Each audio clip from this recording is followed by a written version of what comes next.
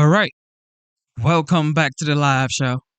Yes, welcome back to the live show. Happy Independence Day, America.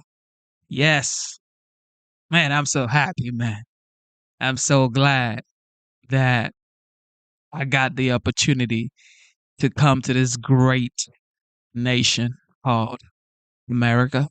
So, first of all, I got to give God the glory. So, God is the greatest. Thank God for the opportunity to be here, the United States. I am grateful to God and, of course, to the United States and, of course, to the American people. So, happy 4th of July. Happy Independence Day.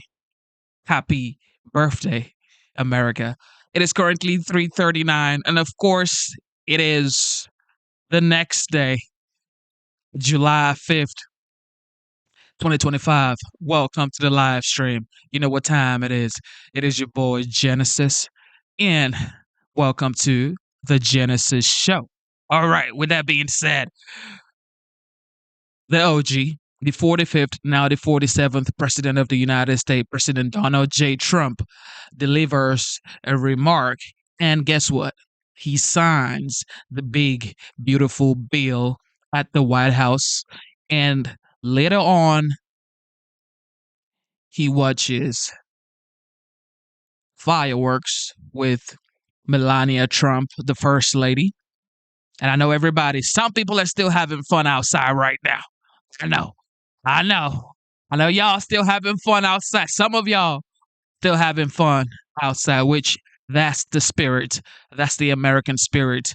It is the weekend. So you have the right to be outside having a good time. If you're outside watching this, have a good time, man. You deserve it.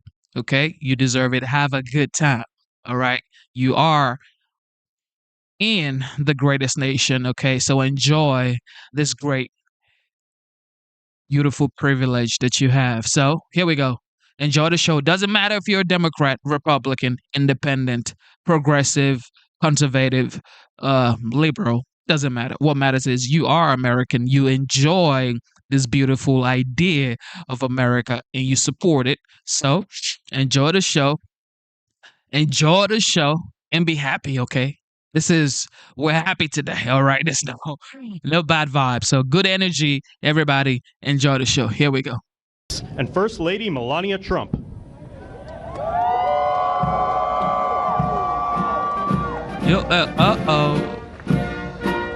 No one single Democrat. One single Democrat. I mean, Jesus. No one single Democrat. Nobody to say, you know what? Maybe there's one thing I like in this bill. God, that's just wild. All right, CNN. Is at the White House. Lots of smiles from the president and fellow Republicans.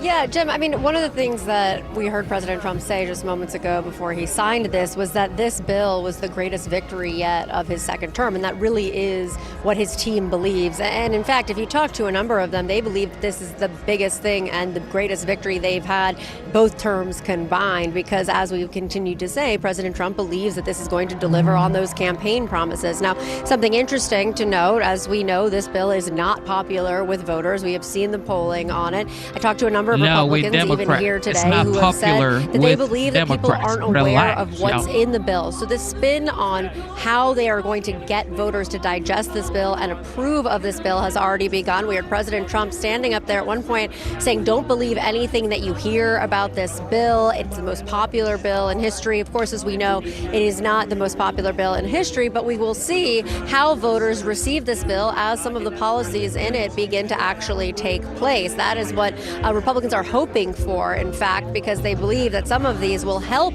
them get Airmen and women following a flyover from B-2 bomber, as he references 2 weeks ago, U.S. strikes on Iranian military sites. So I have a question for you guys. Is one of the GOP holdouts who eventually I have a question for you guys. What's the best watch to track your, blood sugar, and all that stuff, heart rate. Because I'm trying to get like a fitness watch for myself, and I've been trying to look it up, like a fitness tracker that could check your blood pressure, heart rate, oxygen monitor, you know, sleep temperature, all that stuff. If you guys have recommendations, something that actually works, stress level and all that stuff, because man, my stress level, ladies and gentlemen. But God is the greatest, okay? God is the greatest. Here we go. So recommend the watch for me. Also, what is going on Catastrophic flooding in right Texas, here where the lieutenant governor is now saying in there Texas? are children. A lot is going on in Texas, man. God protect everybody. It's hurricane season, yo. So stay safe out there. Accounted for from a girls' camp in the state. For the parents who are waiting, particularly that had children in Camp Mystic. Camp Mystic is a camp that has over 750 kids. Right now, there are 20-some that aren't accounted for. That does not mean they've been lost. They could be in a tree. They could be out of communication. We're praying for all of those missing to be found alive. Let's bring in CNN's Ed Lavandera, who joins us over the phone as he is on his way to one of the affected areas. Ed, what more do we know? Well, Boris, we know that this is unraveling to be a nightmare situation for hundreds, if not thousands of families in this Texas Hill Country, Central Texas region where rainfall has fallen. Not only has, as what the lieutenant governor there said, that there are still some 20 children believed to be missing from that Camp Mystic, which is a popular camp that children attend during the summer here in Texas. But the sheriff is also now saying that there are at least 13 dead, and that death toll could continue to rise in the hours ahead as crews are still trying to search for survivors or any of the victims that are still in the path of the Guadalupe River there in the Kerr County area. This is an area where rainfall has fallen for almost 24 hours in very intense ways. And it's not just there in Kerr County, but the rainfall areas have dramatically affected much of central Texas as well. So as we've been driving in, we're still we're making our way through the Texas Hill Country, and there are rivers and creeks that are just, kind of coming out of the banks. But right now, the intense focus there in Kerr County, where the sheriff confirms that there are at least 13 people dead, that death toll expected to go higher, and obviously a great deal of concern for many families who've been affected by all this, and a number of children from this popular campground area that are still missing, and a frantic search for them continues here this afternoon, boys.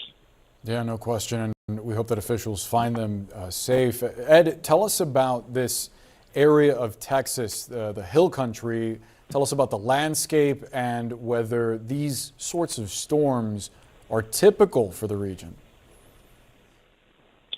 Well, they have had a devastating flood like this in some of the rivers in this particular area back in 1987, which is a flood event that many people remember and talk about quite a bit. But one of the authorities speaking here this afternoon in Kerr County said that what is unfolding at this moment far surpasses what was experienced back in 1987. But from time to time, there are rivers that make their way through the Texas Hill Country where you have this intense amount of rainfall that falls in a very quick way, can cause devastating flooding like this. But there's a Camp Mystic is a popular summer camp it's an all-girls camp just up the river. There's another camp, and we're trying to still get information on that one.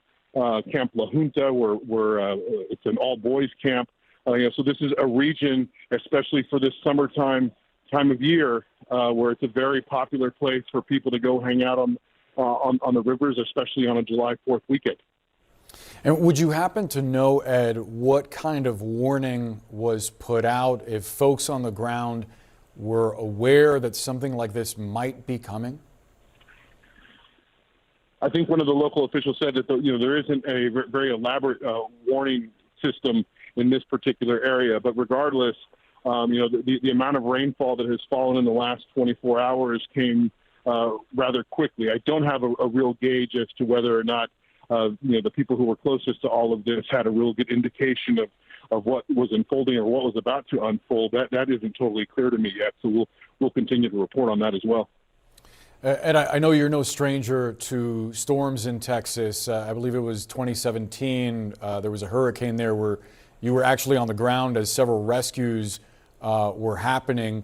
Can you give us an idea of the kind of resources that folks in the Lone Star State have on hand right now to respond to something of this scale? Well, we do know that there's air support, there's helicopters that have been brought in. The state authorities and Texas emergency management officials have said, they are sending in a squadron of different units that can help in this situation. So there are high water rescue teams. So there's boats in the area. There's also helicopters in the area, as I've mentioned.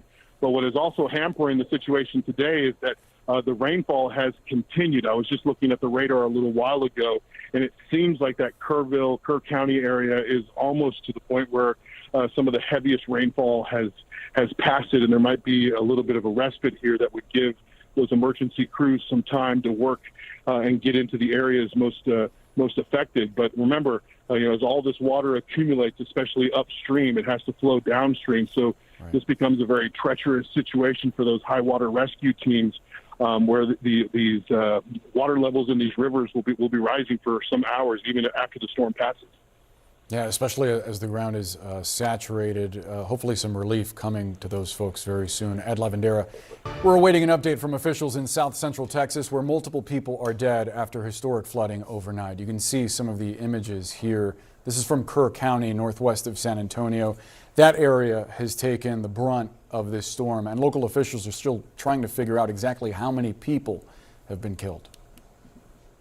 But in terms of exactly how many are missing, and unaccounted for, we're not sure about that number. But we have a bunch of them that we're trying to get back. Most of them, we don't know who they are. We're having to have fingerprint them at the funeral home. And one of them was completely naked. He didn't have any ID on him at all. So we're trying to get the identity of these folks, but we don't have it yet. You can hear some emotion leaking there from that mayor. The governor says that the state is rushing all available resources to the area. Take a look at some video we're going to show you actually from a local resident's Ring camera that CNN obtained after a police officer came to her home around 6 this morning, warning her that it was time to get out. Oh my God! Whoa. There's people screaming in the river. We're evacuating everybody. Oh my God! Can you knock on your neighbor's door? Tell them to get out now. Whoa. Park's completely over. Oh my God! The people you're screaming are in the river right now. Oh my God! Let's get everybody out. Whoa. CNN meteorologist Derek Van Dam is monitoring the situation and has more. Boris, it has been a catastrophic 18 hours of flash flooding across the hill country of Texas. One river gauge in Comfort, Texas, recorded a rise of 26 feet in 45 minutes. Look at this. Homes swept off of their foundations. There's only the front porch left standing. This is along the Guadalupe River in Kerr County. And look at how these trees have been completely toppled over. Gives you an indication of the force of the water that swept through this region, by the way, under the darkness of night. So how terrifying it must have been for residents that were finding themselves in that flash flood situation. Now, look, this is still an evolving situation at least, right? We've got rainfall totals, at least accumulation estimates from radar that have totaled over a foot. Here's Kerrville. You can see the San Angelo region just to the north and west, several locations indicating 12 inches or more of water. And that water is eventually going to flow downstream, particularly along the Guadalupe River. This is a river gauge forecast for Spring Branch. This is due north of San Antonio. Look at the flood stage that was at just over 1.5 feet at 10 a.m. local time on Friday. Look at the forecast by tomorrow morning. Just shy of 35 feet. So that is a rapid rise in water. Authorities there referring to it as a wave of water. And you can imagine as that pushes down the river, how destructive it can be. You don't even have to imagine. You saw the video I showed you just a few minutes ago. So we still have our ongoing flash flood warnings. Flood watches and alerts across the Texas Hill Country, now inclusive of San Antonio, Kerrville certainly included. The high forecast radar imagery shows kind of a bit of an influx of more moisture wrapping into the same locations for early tomorrow morning. It doesn't look to or appear to be as heavy as what we experienced yesterday or late last night, but certainly something to monitor. We don't need more rain. Some of our computer models picking up an additional 6 inches of rainfall in some of these hard-hit areas. So we'll be on the lookout for additional flash flooding, not to mention the cresting of the rivers as the water moves downstream. And one other thing to note, Boris, is that this has some of the worst drought across the U.S. as we speak. So the conditions here on the ground are extremely dry. And when you get that much water in this short period of time, there's nowhere else for it to go but to pool up and cause flash flooding. Boris? Our thanks to Derek Van Dam for that report. We're, of course, going to keep an eye on conditions and the forecast and bring you. Oh man, if you are in Texas and in those affected areas, please be careful. God is your strength. I mean, sometimes we forget how fragile life is and we just take it for granted. So, you know what? Sometimes things like this just bring us back to reality that we do not have any sort of power in this world. I mean, we have the will to keep going, never quit, be good, be kind, be nice to people. But like the real things in life, like life and death, we don't have control over that, like the weather, we don't have control over that. So let's just be grateful if we, for whatever we go through in this world, it can be worse. All right. Whatever you're going through, life, I promise you, life can actually get worse. So if you think you have it bad, you better be grateful for that bad situation because it could actually get worse. Okay. I'm telling you. All right. So C. Shelley says Mediterranean meals or Mediterranean diets are the best according to C. Shelley. Okay. Now the problem is cooking it. Okay. It's easy to say, but actually cooking it, it ain't easy, yo. All right, here we go. What's going on with Russia? I want to bring in Cedric Layton, a CNN military analyst and retired U.S. Air Force colonel. Colonel Layton, thanks so much for joining us. Is the Kremlin sending a message with the timing of this overnight bombardment of Ukraine? I think so, Wolf, and good to be with you. The way in which the Kremlin has orchestrated this, it's pretty clear to me that they are including this as part of an overall offensive for the summer. This is part of their summer offensive, which includes a ground component, a ground troop component, as well as these drone and missile attacks. So given all of that and the fact that we had the call between President Trump and President Putin of Russia, and that didn't go that well, according to at least Trump's characterization of it, it seems to me that basically what the Russians are doing is they're thumbing their noses at the U.S. and the entire Western Alliance. And that is the message that they're sending. They're in essence sending, we believe we can take Ukraine, we can capture Ukraine, we can subjugate Ukraine. And that is what they're trying to do here. They, of course, will have a tough time actually doing that, but that is their belief and they're acting on it. And amidst all of this, Colonel, the Pentagon says it's actually halting some of its weapons shipments to Ukraine.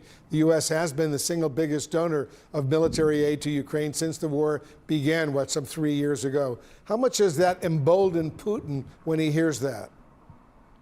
I think it's emboldened him quite a bit. One of the real problems is this is precisely the wrong time to do this kind of thing, to stop the deliveries of weapons and munitions into Ukraine. And some of those weapons and munitions were actually in Poland, right next door to Ukraine, and could have easily gotten across the border without any impact on the U.S. defense stockpile, which was the reason given for this pause in shipments to Ukraine.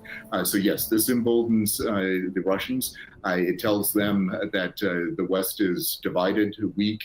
They'll read into it that kind of of weakness, and they will act on that weakness. The only thing the Russians understand is a forceful response, and that forceful response, they don't see that coming from either the U.S. or NATO or, frankly, Ukraine, because Ukraine is dependent on the West for the aid that it needs in order to survive.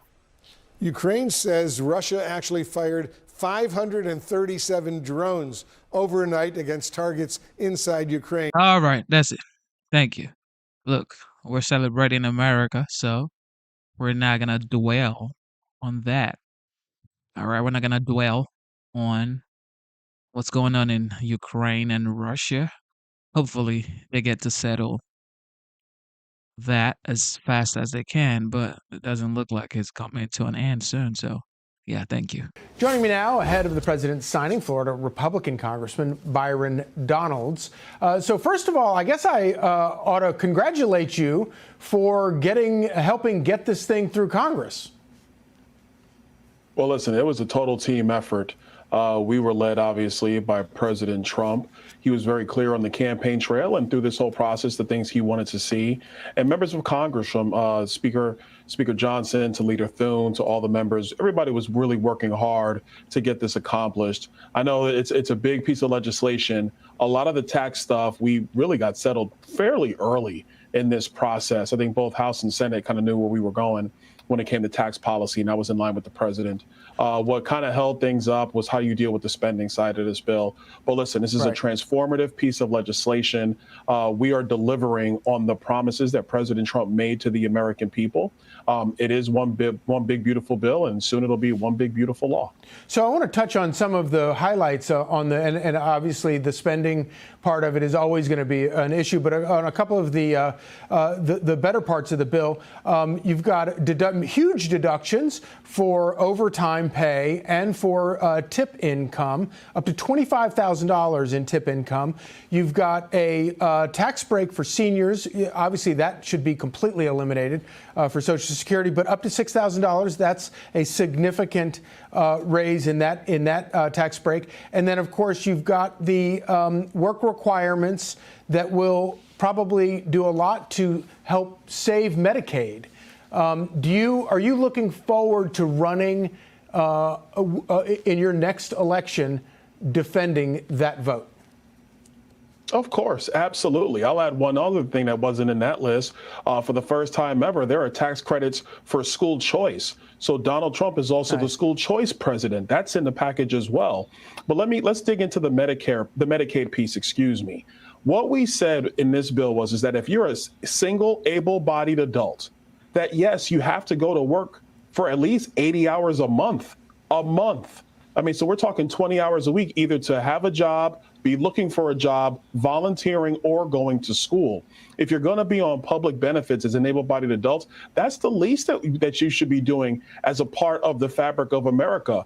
We have protected in this bill with respect to Medicaid, pregnant women, single parents with multiple children, the elderly who are poor, children who are poor. They are protected in this bill. But yes, we put on work requirements, the same work requirements that Bill Clinton actually championed when he was president in the 90s. So this is a bill really to help to smooth out the long-term costs in the federal government. This is the first step in that process, but then also the largest middle-class tax cut in American history. This tax policy was really about the working families of our country, middle-income families in our country, and small business owners in America. This policy works for everybody. So yeah, not only are we going to run on it, we're going to champion it, because if the Democrats had their way, they would have watched small business taxes go up on every business in America. They would have watched taxes go up on every middle-class family in America. Of course, and Democrats will never give you credit for that, but that is probably the most important part of all of it, was avoiding that sort of tax hike. I want to ask you about a poll that we conducted, Fox News conducted, that asked, are you proud of the country today? In June, this last month, 58% said yes. That seems low to you and me, but whatever, it is what it is.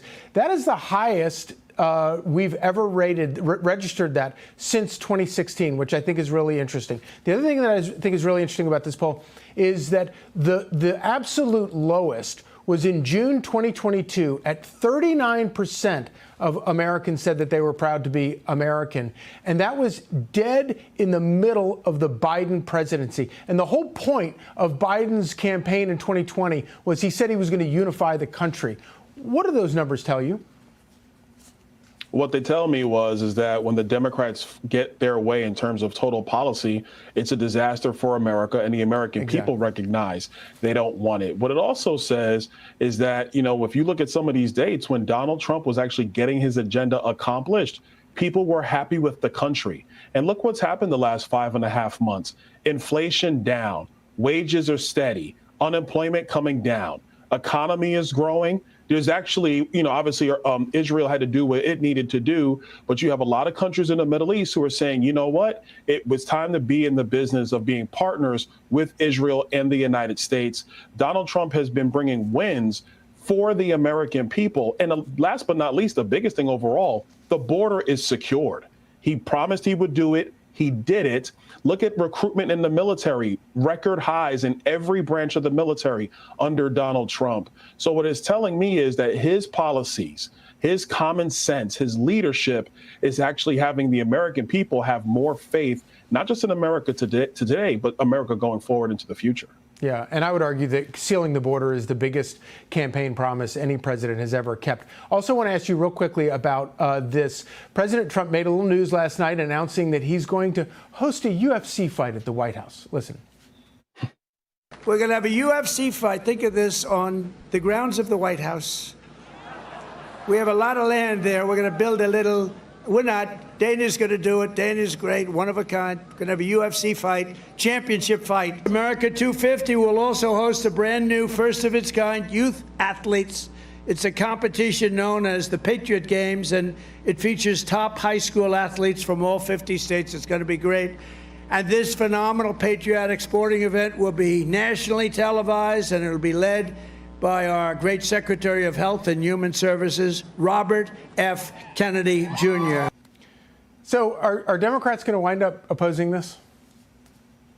They probably will, but that'll be stupid. First of all, the UFC fight on the White House lawn, I mean, that's cool, Mr. President, sign me up. I'm going to make sure I get there for that. But to the broader thing, the Patriot Games, where you actually celebrate high school athletes who, they go through a lot of work. I've had 2 high school athletes working on my 3rd right now. They train in the summertime. They train year round, really focused on their craft while also being students. And so to celebrate them in this way, where the best high school athletes get to compete in the Patriot Games, I think that's really awesome. That's really cool stuff. Again, what it does, it breeds confidence in the fabric of America, that if you work hard, you'll be recognized for that. So I think it's an awesome idea. Looking forward to it. Yeah, and it's the most Trumpian thing I could possibly imagine. It's a Trumpian. Congressman Byron Donalds, thank you so much for joining us. Oh my goodness, Trumpian thing. All right, the UFC fights at the White House grounds. Now, some people are saying they want to see John Bones with Espinal, some guy. I don't know if I'm pronouncing his name right, but they want to see that fight. But John Bones, what? He retired? I mean, but it seems like he's coming out of retirement. But with that being said, let's keep going. All right. So, LA wanted to protest July 4th. I doubt if ICE is going to raid July 4th celebrations looking for migrants. I mean, why are we celebrating citizens or penalizing citizens for celebrating the country's birthday for non-citizens? Why are we doing that? In moments, we'll see the president kick off the 250th celebration of America. This is necessary to recall our origins, to teach the young, and to recognize the blessings of liberty that we Americans, all Americans, have been given by our ancestors. Happy birthday, America. I hope we don't have to create an opposition march to celebrate it.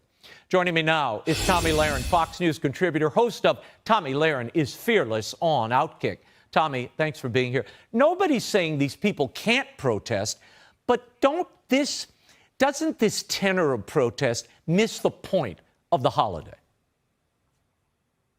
Well, certainly it does. But Raymond, I got to say, I think a lot of these individuals who want to spend their July 4th and their July 4th weekend protesting America, maybe they just don't have anything better to do. Maybe they don't have friends and family that want to spend time with them with, fireworks or hot dogs at the pool. Maybe this is their idea of fun, and that's why they do it in all major holidays and usually during the work week while everyone else is working as well. There's so many protests now I can't keep up. It was no kings and now it's free America. But to your point, free America from what? I don't think they could tell you. But I think that there are some of these folks that go out there and do these protests against America because they think America would be better off if it was less like America, if it was more like a third world nation. They want to bring that here. They want to change our country fundamentally. They don't like our Constitution. They don't like the Declaration of Independence. But Raymond, many of them, well, they refuse to leave the country that they say they hate. So at the end of the day, I think in the back of their mind, somewhere deep in their soul, they love America. They'll just never admit it out loud or to themselves. So they protest instead of eating a hot dog. Yeah, I feel badly for them. I'm going to talk to Charlie Kirk about this later, but I couldn't believe the number of young people, Tommy, who actually saw no reason to celebrate America. They were very disgruntled about the whole experiment in liberty. A protest group called the People's Union USA is organizing what they call an economic blackout for July 4th. This is what the founder said on Instagram a few days ago. This is the most important boycott of the year. It's about walking away from the illusion they've built and reclaiming what it actually means to be free. Do not go to the parades. Do not gather at the fireworks shows.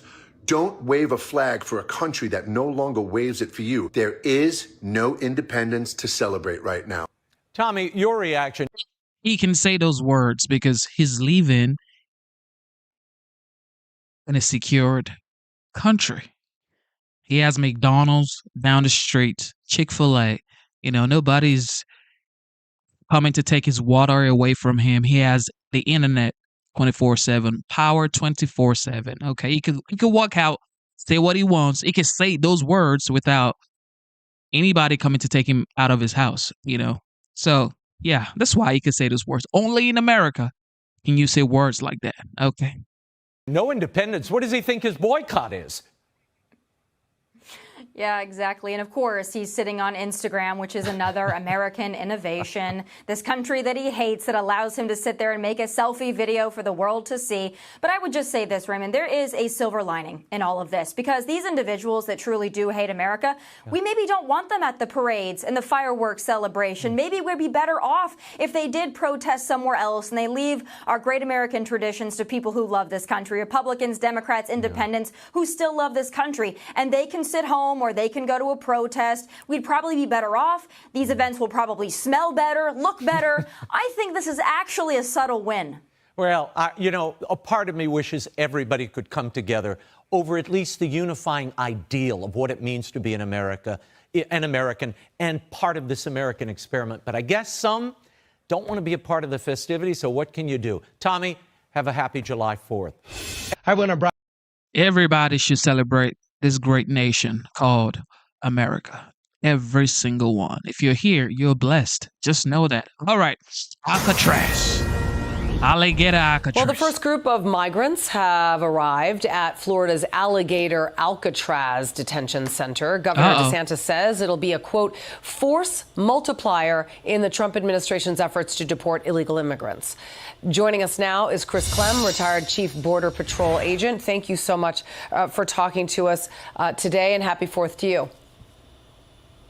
Happy 4th to you, and what a great birthday present for the United States to have this bill passed and getting all the necessary things for border security that the president's campaign on, the administrators worked so hard to get through. So it's a good day. Yeah, so far, I mean, the administration has done wonders when it comes to protecting our border with, 0 crossings in a day. Back when we were under the Biden administration, we were talking about thousands and millions a year. What in this bill exactly is going to change things to continue to improve the momentum that we've already seen since the president took office? Well, first of all, the money that is set aside for the resources to finally secure the border, the requirements that Border Patrol agents have needed for decades that President Trump started under 45, right? And all that being stripped away. but having the resources and the funding specifically to finish building the wall where it makes sense, adding the technology, the access roads, more border patrol agents, and then again, the consequences, which is the ICE side, the detention, the amount of money that is put aside that was really stripped away under the Biden administration to actually reinforce the integrity piece of immigration enforcement that ICE desperately needs. I want to put that image that we just had on the TV screen back up just to show the amount of money that's going into this and how devoted our president is to protecting our border.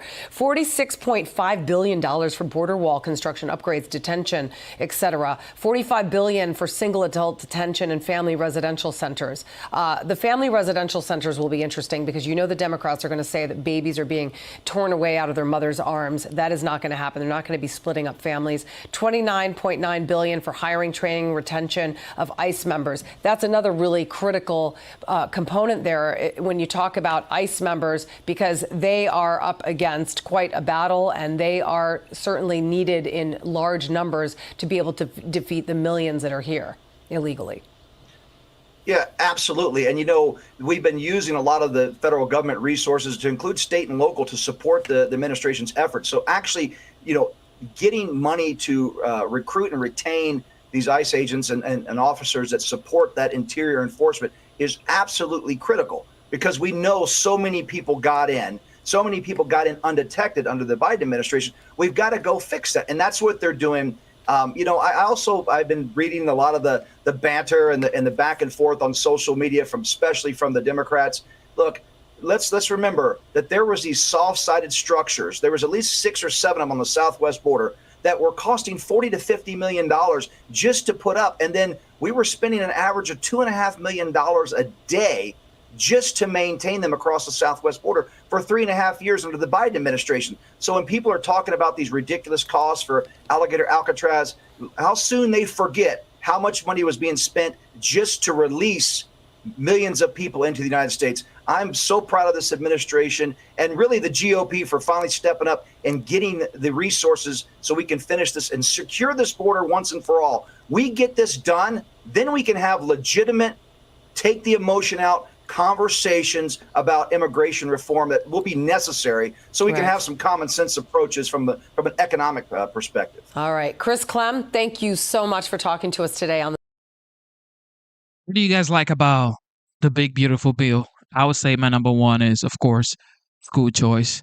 Everybody likes no tax on tips, no tax on overtime, and so much more. And of course, the $1,000 for investment account for newborns. So now a lot of Americans would be having kids for sure to get that $1,000, the Trump account. That is a big win for every new parent as well, now that the bill has passed and has been signed. So, you know what? Good luck to your kids. All right, here we go. Health and Human Services Secretary Robert F. Kennedy Jr. is urging all Americans to embrace wearable health trackers like smartwatches. He claims wearables are empowering tools that allow people to keep up with their health in real time. I mean, it puts the individual in charge of their own health. You know, I have a friend who, I have many friends who have worn glucose meters and have lost their diabetes diagnoses because of that. That kind of information puts individuals in charge of their own health, and it improves their understanding of what food is actually doing to their bodies, and that's really critical. Last month, Kennedy testified before a House committee that he wanted all Americans to have them over the next 4 years. But he later conceded that the challenges for all Americans, telling Axios that they're, quote, not for everybody because of concerns like cost and personal privacy. Kennedy also said his agency's new health push won't be all about wearables, but focused on inspiring Americans to stop eating ultra-processed foods and reclaim control of their health. Nicole, I see your wrist. And I'm assuming you agree. There goes the hot dogs. There goes the hot dogs, ladies and gentlemen.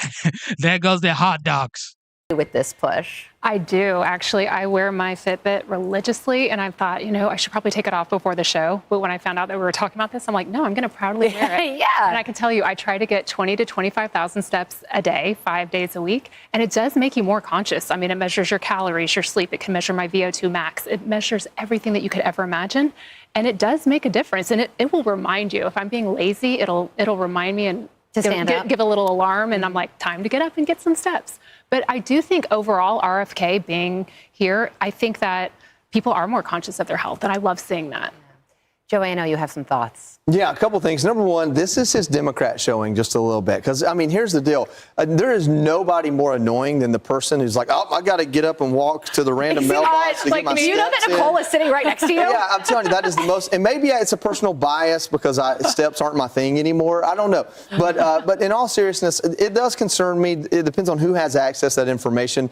I rely on the government for my health care, the VA. And if they say, hey, you know what, if you have these markers in your tracking device, we think you have depression and anxiety, we're going to take your Second Amendment away. Mm-hmm. Those are the kinds of things you have to worry about. So privacy is a big deal to me. Yeah, fair. He acknowledged that as well and saying that it's not for everybody. Leslie, I thought it was funny because Brian Kilmeade wears an Oura ring, and we recently had a sleep expert on. And she was like, ooh, that was not a good night. And little did she know that that's like every night for Brian. So knowledge is power. I mean, it's not all bad to wear these things. I like the idea of choice. The party's saying no mask mandates. I don't want to mandate. I like the fact that they're recognizing that not everybody can afford them. Yes. And Joey, I would agree with you. I'm concerned about how much can they be tracking and how much can they be hacking. I do want my kids to get away from tech, sometimes. So having more tech, no offense, you're lovely, but that is not lovely. We need. What I got to say here is concerning this. Everybody has their own opinion when it comes to tech, but if you lived in the 40s, the 50s, the 60s, and you are alive now, obviously I wasn't alive in the 40s and the 50s, but the fact is, everybody has a computer now. Everybody has a smartphone right now. You're watching this stream on your smartphone or maybe your computer. So, look, tech is only going to help us to get better. But of course, just like anything, there are downfalls to anything, including food. Even drinking too much water can be bad for you. So anything is bad if you do it in excess. Okay. So in my opinion, I think technology is here for good if you actually use it for good. Okay. But if you want to use it for bad things or you overdo it, of course, it's going to be detrimental to you. But for me, I think tech is overall a good deal.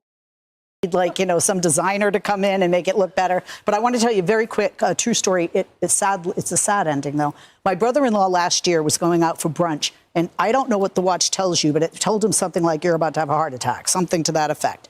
And he thought it was a joke because he felt fine. Took it off, put his wife's watch on, same thing. She's like, we're going to the hospital. He passed away. Oh, I'm so sorry. So there is merit in it being able to, diagnose you perhaps, but I do find that there are some other negatives with it. Yeah, knowledge is power. So I like the principle in being more aware of your health, but I'm also concerned about the digital being, I'm just constantly looking at the more digital media and digital screens, especially with our kids. And then also the data, not just from a civil liberties perspective, but China. Who is going to access this? I really don't want the Chinese Communist Party having any more information about me, especially on such personal things about my health. Yeah, all great points. And if you're going to wear the Apple Watch, maybe take it off for the barbecue today. Just to give yourself a little bit of peace of mind and have some fun. Hey, Sean Hannity here. Hey, click here to. Oh, my goodness. That was so. All right. Men and women's sport. Well, a major victory for fairness in women's sports. The president said he would get this done. He meant it, and he's doing it. The University of Pennsylvania says it will now apologize for allowing biological male swimmer, a man, Leah Thomas, to compete on its women's swim team. And the school says it will no longer allow men to compete in women's athletics going forward. That decision comes as a resolution to a Title IX lawsuit brought by the Trump administration Education Secretary Linda McMahon. And here she is reacting on the Ingram angle. We've signed an agreement with them, and we hope that that agreement is going to be a template for other universities who acknowledge that there is no room for men and women's sports. The university is apologizing. It is taking away the titles that were incorrectly given to men. We've righted a wrong today. One of Leah Thomas's former teammates, Paula Scanlon, claims the school's apology didn't go far enough. What I did not like about this apology was that they just simply said, well, we were following the rules. To my question, Title IX has always been what it is. Mm-hmm. How is it just changing the rules that men can magically be women for a couple of years and then went back to reality? They've been given no justification for that. I think, again, this is a wonderful start. I think we've seen the Trump administration has been so strong on this. I appreciate their leadership in this issue. It shows that they really are doers. They're getting things done. They're doing exactly what they promised, and I'm so grateful for that. And former NCAA swimmer, champion, and women's sports activist Riley Gaines joined me on the Faulkner Focus last hour. She told me she hopes the decision will inspire more female athletes to speak out. I hope we see the likes of Caitlin Clark and Angel Reese. Of course, we saw where Simone Biles was on this issue, which is really sad. Venus and Serena Williams. I mean, I can think of so many athletes, female athletes with prominent platforms who I would just love to link arms with in this battle, who would celebrate this and praise again the actions that we have seen from the Trump administration. All right. Ainsley, I think back to that all-women's town hall, October 15th. Leading up to the presidential election last year, and the president bringing that town hall to its feet. When I asked, well, how are you going to get this done? How are you just going to take men out of women's sports? He said, I'm just going to do it. Take their money away, right? I am so proud of him, proud of Linda McMahon for really focusing on our girls, our daughters. You have athletic children, and I have an athletic daughter, so I'm so grateful for this because it's taken away scholarships. It really goes against everything that Title IX stands for. That was all about fairness for women. So for me, it's about fairness, and it's not about what way you think about transgender. For me, it's just fairness and safety for our little girls. Some of these sports are so brutal and so violent, and it's not fair to our kids. So God bless you, Donald Trump, Linda McMahon. And actually, I want to say I'm with Riley. Hats off to UPenn. They didn't handle this always the right way, but at least they're trying and they're doing something. And I hope other Ivies follow suit. We interviewed two of the athletes that competed against Leah this morning, and they both said they lost their spots because of Leah. But this is a step in the right direction. Doesn't change their situations, but does change the future for our little girls. And do you remember when Leah was playing as a male in sports? Yes. Leah was ranked like 487 or something like that. I mean, it was really low. So obviously there's an advantage. And you're a doctor, so. You know what? I agree with the sentiment that we heard Leah, not Leah Thompson, but the other Leah earlier that we played the video. She was frustrated. She said that the apology didn't go far enough. And I agree with her. The apology rings hollow because where was the concern when this was all going down? Scientific truths are that biological males have physical benefits over females, whether it's the muscle mass, bone strength, cardiovascular strength, not to mention the fact that males have on average a 5 to 6 inch longer wingspan than women, which is obviously very important when it comes to swimming. So the fact that the team physicians, the physical therapists, the nutritionists, all of these medical personnel who surrounded these athletes, they did not speak up during this debate. They were also complicit when it came to this. And as Ainsley said, the consequences were the fairness and the safety of these girls. So I'm so glad to see, congratulations to President Trump, because this is what a lot of people voted for, but there's so much farther to go. I mean, there were Democrats, independents, and Republicans in that all-women town hall. And that was one thing, as you just said, Nicole, that everybody agreed on. Look, so Riley Gaines and others will get their titles reinstated. I mean, she's always a champion, but I'm sure it means a lot, and it does to her to have that happen. But going forward, we need to make that happen across the country. How can one school be the only one? Right. And I think, last night when this news broke, one of my loved ones sent me a message and it said, America is healing. And I loved that. And I am so grateful for the president arming himself with like-minded individuals that have accepted the mandate by the American people to protect their women, their daughters in sports and move forward with this. But it doesn't erase or rectify that sometimes irreversible wounds. I mean, you talked about the safety. We know that there are young women that have been permanently disfigured and hurt because of playing with biological or playing against biological males. And even what Paula said, so Leah Thomas took that spot. So yes, the awards are taken away or awards reinstated, but there were many women athletes that weren't even there. That's because of the boys that were there. And so there's nothing to reinstate for them. Scholarships are lost. Opportunities are lost. I think the apology, it does, look, I'm to notwithstanding your point about it not going far enough, of course, but it does provide, I think, an emotional salve that is important here, because the emotional quotient for a body to look at you and say, I rectify this, I am sorry, that must go a long way. But California hasn't listened yet. Maine hasn't listened yet. There's no apology. Wouldn't it have meant more if they did it before funding was threatened to be taken away? Oh, that wasn't going to happen. Come on. I mean, let's call it like what it is. That was not going to happen. President Trump is the reason this is happening. They didn't come to an enlightened state and realize what they were doing was wrong. This is because they were threatened. Of course. But to your point, we need, and to Riley's point, we need women now more than ever. We need those high-profile voices to stand with the feminists to stand up more than ever now. Where are the feminists on this issue? I thought they fought for Title IX. It's so confusing. Right. Paul. So, look, I agree. It is an emotional salve. But at the end of the day, you can't eat an emotional salve. And think about how many opportunities, financial and otherwise, people that could have said, you know what, I was the #1 on the swim team. I was this, I was that. They get endorsements and all kinds of stuff. So I'm wondering if there'll be some follow-on lawsuits to quantify this. Hope so. Hard to figure out how to quantify that, but lost opportunities are there. And I just want to make one more quick point.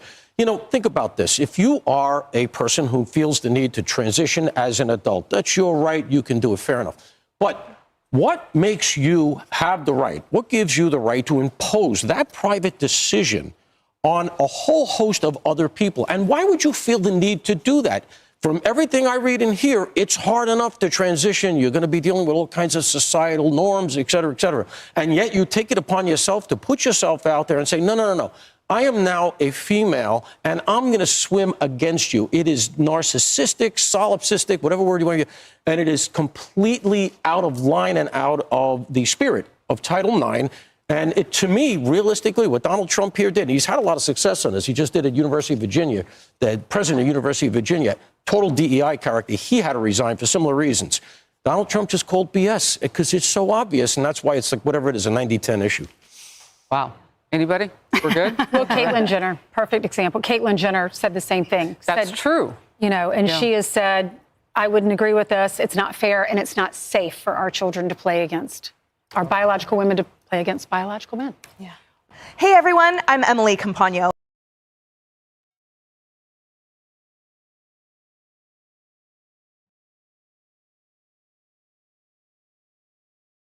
AOC.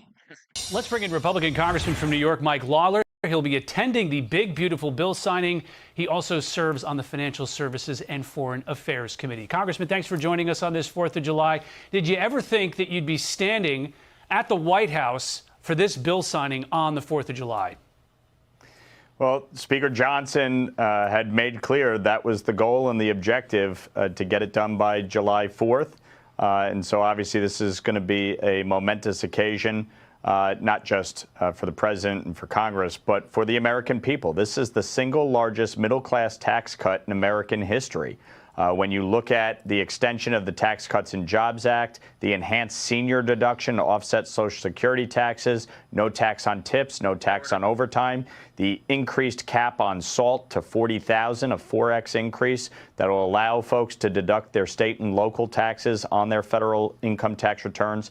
This is a big win for the American people, inclusive, of course, of border security, strengthening our military, increasing domestic production of energy, and starting to right-size the federal government and rein in the reckless spending that we have seen, especially under the Biden administration, increasing spending by $5 trillion. We're $36 trillion in debt, running $2 trillion deficits and paying $1 trillion in interest. We're starting to right that ship. And make necessary reforms to protect vital programs like Medicaid, like SNAP for the long term, to make sure that those Americans who need it get it, and those who are ineligible, like illegal immigrants, no longer receive benefits that they are not entitled to. one of the big provisions in this bill for you was that increase in what state and local taxes people pay. They can deduct from their federal taxes. Huge issue in the New York area and some of the other large city areas in the country. If you hadn't gotten that 5-year boost, is this something you could have supported? I was very clear from the start. If that was not part of the bill, I would have been a no on the bill. We worked in good faith with President Trump, with Secretary Bessent, with leadership in the Senate and the House, and negotiated a fair deal. $40,000 SALT cap with a $500,000 income limit. So that way it is targeted to the middle class and working class, 1% growth over 5 years. Plus, we fixed the pass-through entity provision to make sure that small businesses are able to deduct their state and local taxes. And I would just point out, this is not just a provision that supports folks in New York, California, New Jersey, where we have high property and state income taxes. This impacts everybody across the country. You've seen in Florida and Texas, for instance, property taxes have exploded.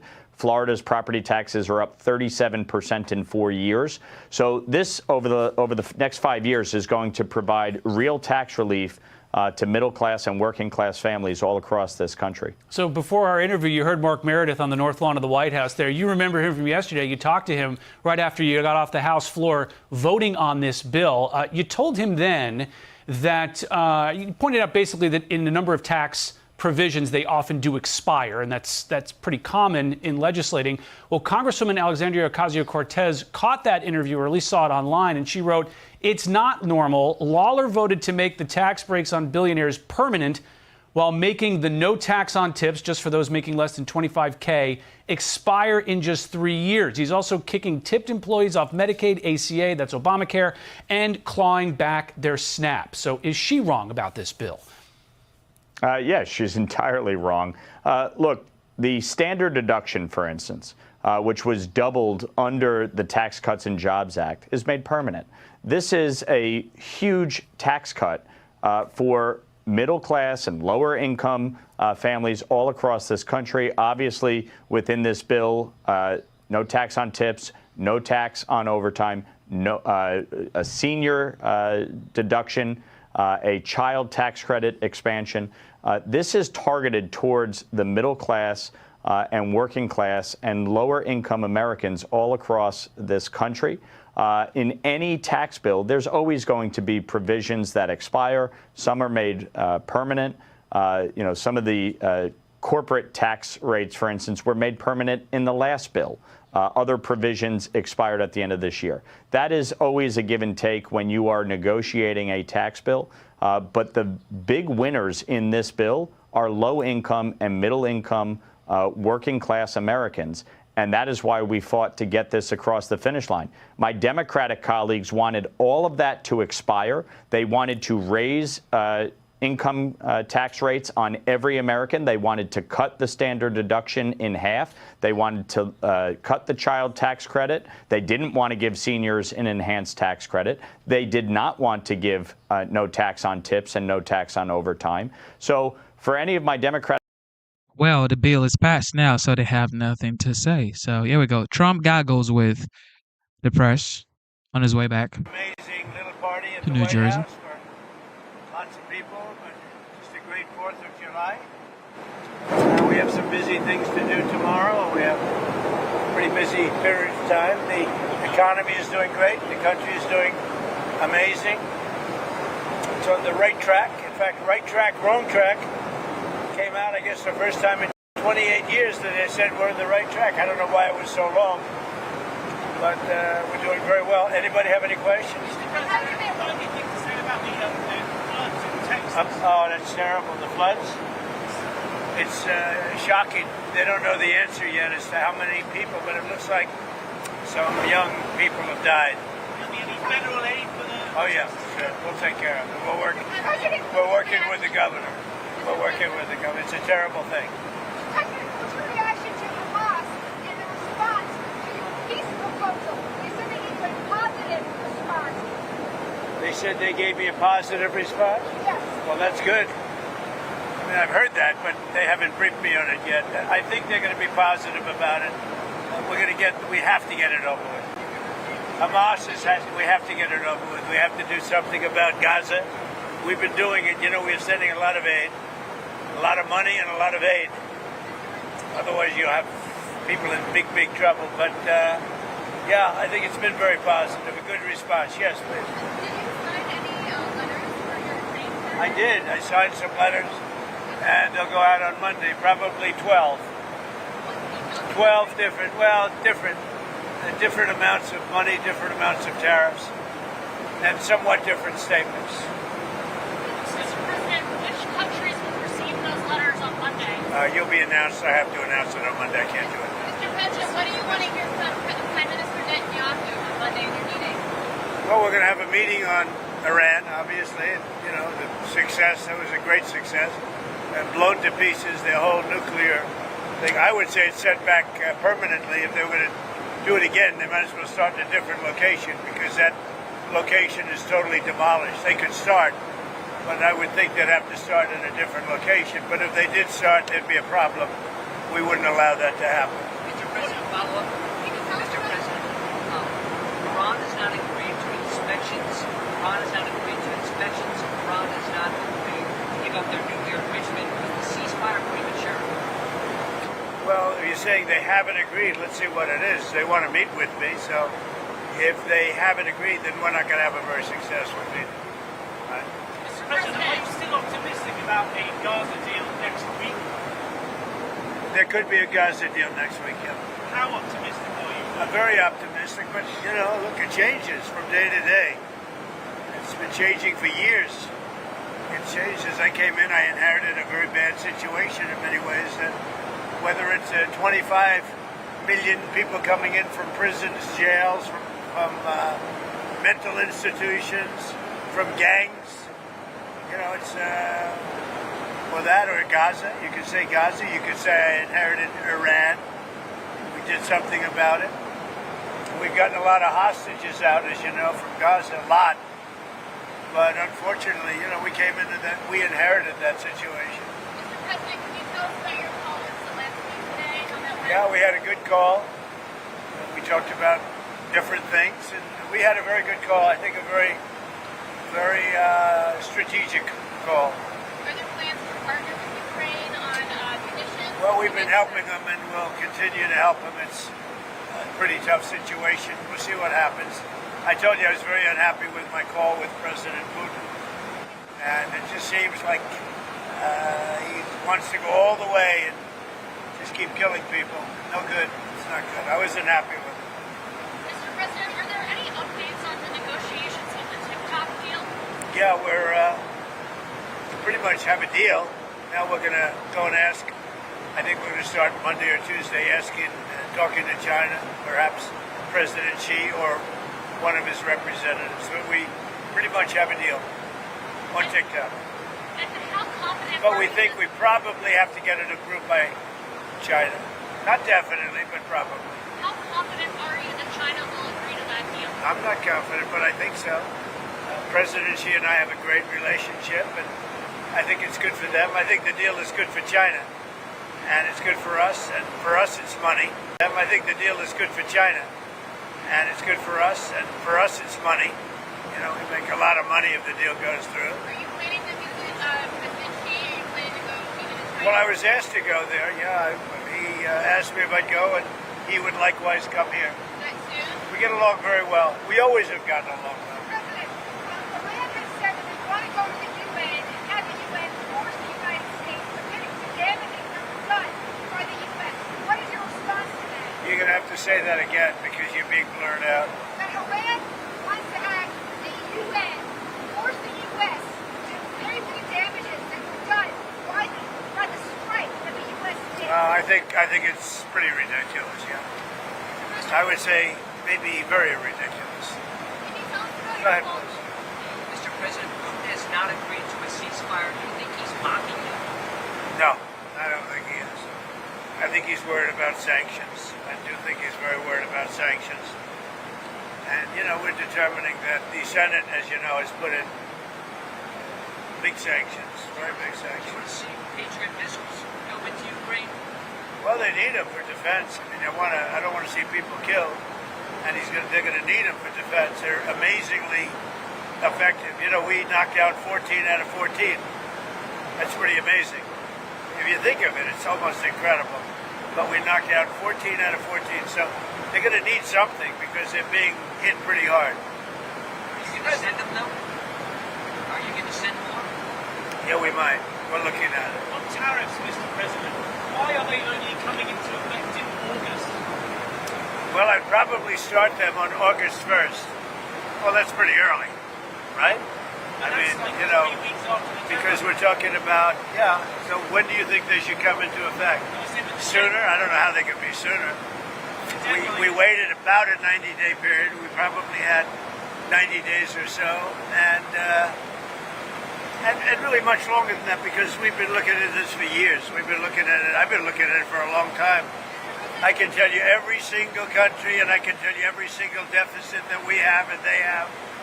I've been looking at it for many years, frankly, and I think it's ridiculous that countries were able to get away with so much.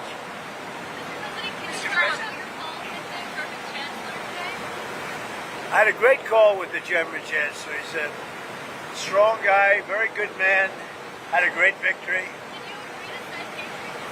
No, we did talk about it, though, and he feels, you know, they have to be protected. He's a strong guy and smart, very smart man. Mr. President, are you confident that you'll be able to find an end to the fighting in Ukraine? That's an interesting question. We have with India and with Pakistan and in Africa, as you know, with the Congo and Rwanda, Serbia, Kosovo, and so many others. We've helped Egypt with, as you know, their next door neighbor, where the water is being taken from the Nile. We've helped a lot of countries. The Ukraine situation, that's a Biden deal. It's not a Trump deal. I'm trying to get it finished off, settled, and we'll see. I don't know. I can't tell you whether or not that's going to happen. Is it a priority? Yeah, I'd like to see it happen. I don't want to see 5,000, 6,000, 7,000 soldiers killed every week. And you have other people, but for the most part, so far it's been mostly soldiers. And they're Ukrainian soldiers, and they're also Russian soldiers. But it's 5,000 souls, and they're being killed every single week. So it's really higher than that now. Do you expect any trade deals this weekend to be signed? Yeah, I do. I think I'll probably send out 10 or 12 letters. Mr. President, in addition to the letters, do you think you'll be able to reach deals with the European Union or India? I think that letters are better for us. I've said that all along because you have hundreds of countries. You know, you have over 200 countries, and you can't sit down with 200 countries. I think the letters are better. I think a simple tariff is simpler than and better than sitting down and working 15 different things. You know, with the UK we did that, and it was great for both parties. With China we did that, and I think it's very good for both parties. We have India coming up, and with Vietnam we did it, but it's much easier to send a letter saying, listen, we know we have a certain deficit, or to send a letter saying, listen, we know we have a certain deficit, or in some cases a surplus, but not too many.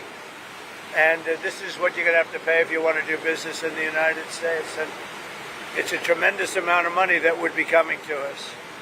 What about the European? It's really, by the way, it's a tremendous amount of money. You see the kind of money already. You know, we're taking in tariffs now on cars, usually about 25%.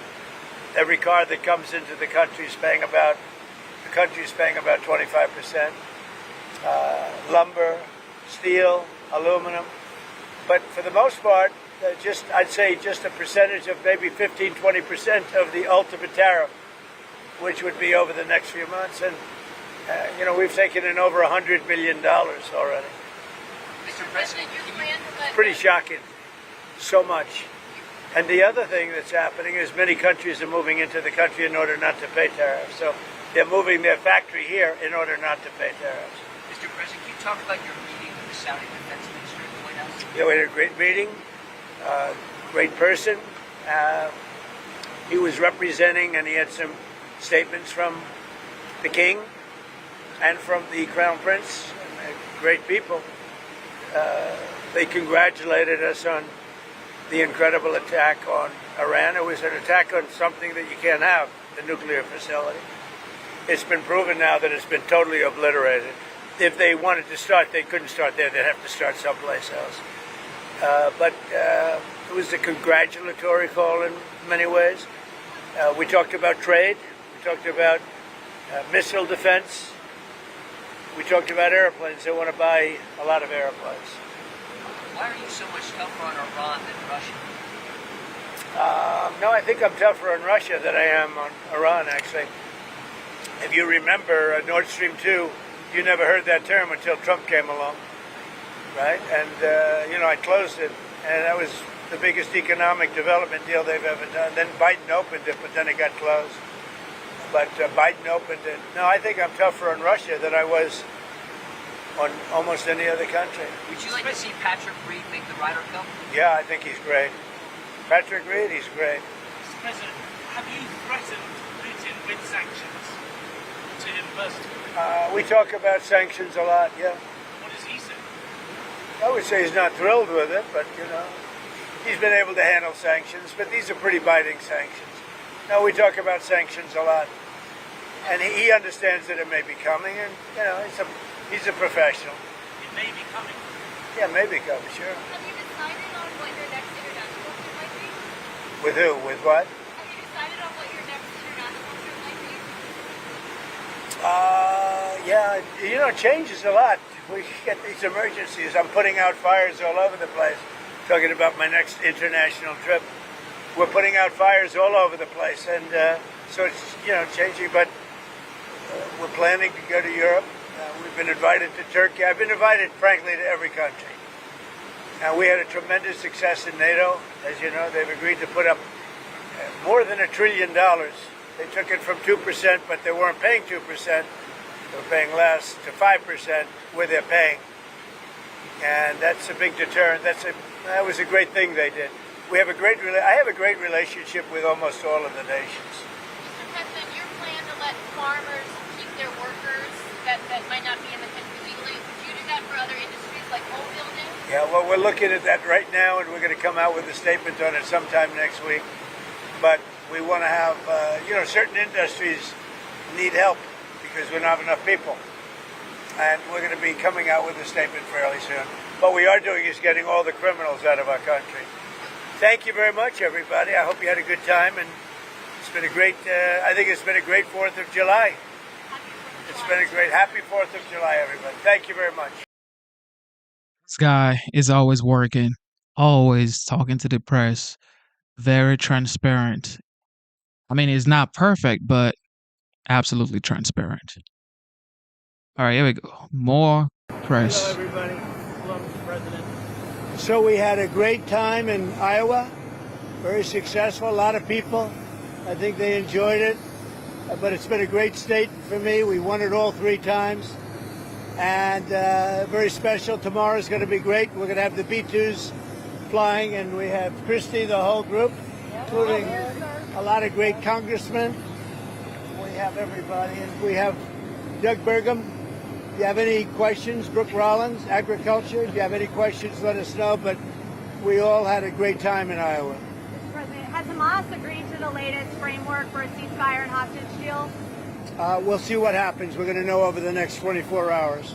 Mr. President, you had the best border numbers in the month of June in the country's history. Now with the One Big Beautiful Bill being signed by you, you've set the bar so high when it comes to border security. What is the expectation moving forward, sir? I love this guy. No, I love him. He's like my favorite person. We just want to see if we can keep going up. We had great numbers. I appreciate you saying it. We have had, but we just want to keep them going up, right? That's right. That's all we can do. Mr. President, you talked about farmers and trying to give them some relief. Can you talk a little bit more specifically about, you mentioned legislation tonight at the rally? Yeah, I'll let my agricultural genius talk about it. Thank you, sir. Yes, we have been hard at work. The president gave a directive that the farmers needed to make sure they could farm and do their harvests and milk their cows. So Stephen Miller, myself, the top team in the White House has been working on, including Secretary Noem, including Secretary Chavez-Rimmer, on the H-2A streamline, the current visa system that allows seasonal workers in. So we are hard at work. We've already made some changes. We're going to make it cheaper, more efficient, and more effective for those farmers. We will have a 100% legal workforce very, very soon, thanks to President Trump's leadership. Mr. President. Good answer, right? Mr. President, Yes. we're 10 days away from the anniversary of your assassination attempt. Do you know any more now about the assassination attempt than you knew then? Well, the FBI was in the other day with a lot of people, including the Attorney General, who's doing a great job, Pam Bondi, and I'm very satisfied. They gave me a complete presentation. I was very satisfied. There's a report that you held a secret meeting today with a Saudi official. Are you any closer on expanding the Abraham Accords? Any news from that? Yeah, we are. It's one of the things we talked about, the Abraham Accords. Now that Iran has been two of the little bit controversial things, but good things for the country. The tax cuts alone. So it's the largest tax cut in the history of our country. And that alone makes it very, very popular. Mr. President, can you talk a little bit about your expectations for the celebration next year? Obviously, a bit of a preview tonight. You talked about the Patriot Games. You highlighted a possible UFC title fight at the White House. What are your expectations for the celebration next year, sir? Well, I think it's going to be a great celebration. It's going to be as big a celebration as we've ever had. And remember, we have the World Cup and we have the Olympics also. So we have that, plus we have 250. I think it's going to be a wild time. It's going to be a great time for this country. It's going to be the golden age. Thank you. What's next for Russia and Ukraine? Are you speaking to Zelensky tomorrow? And what are you hoping I'm the next? speaking to President Zelensky tomorrow, early in the morning, and I'm very disappointed with the conversation I had today with President Putin, because I don't think he's there. I don't think he's there, and I'm very disappointed. Well, it's not. I'm just saying, I don't think he's looking to stop, and that's too bad. This is Biden. This isn't me. This is Biden's war. It wouldn't have happened if I were president. It wouldn't have happened. So, I in one way I hate to get too involved because it's Biden's war. President, it wouldn't have happened. So, in one way I hate to get too involved because it's Biden's war. And I got stuck in the middle of it, just like I did with immigration and a lot of other things that they screwed up. But I was not happy with the conversation, no. Mr. President, a couple weeks ago, you said that you were on the cusp of a historic settlement with Harvard University. What's changed since then? Do you think you're closer to an agreement, or do you think Columbia could go first? I think we're going to probably settle with Harvard. We're going to probably settle with Columbia. They want to settle very badly. How much? There's no rush. A lot of money. Mr. President, I wanted to ask you about one of the words you used during your speech, Shylocks. That's widely viewed as an anti-Semitic phrase. Do you intend for that word to be used No, that way? I've never heard it that way. To me, a Shylock is somebody that's a money lender at high rates. I've never heard it that way. You view it differently than me. I've never heard that. Go ahead. Anything else? President, what do you make of the deal that your lawyer struck with CBS's parent company?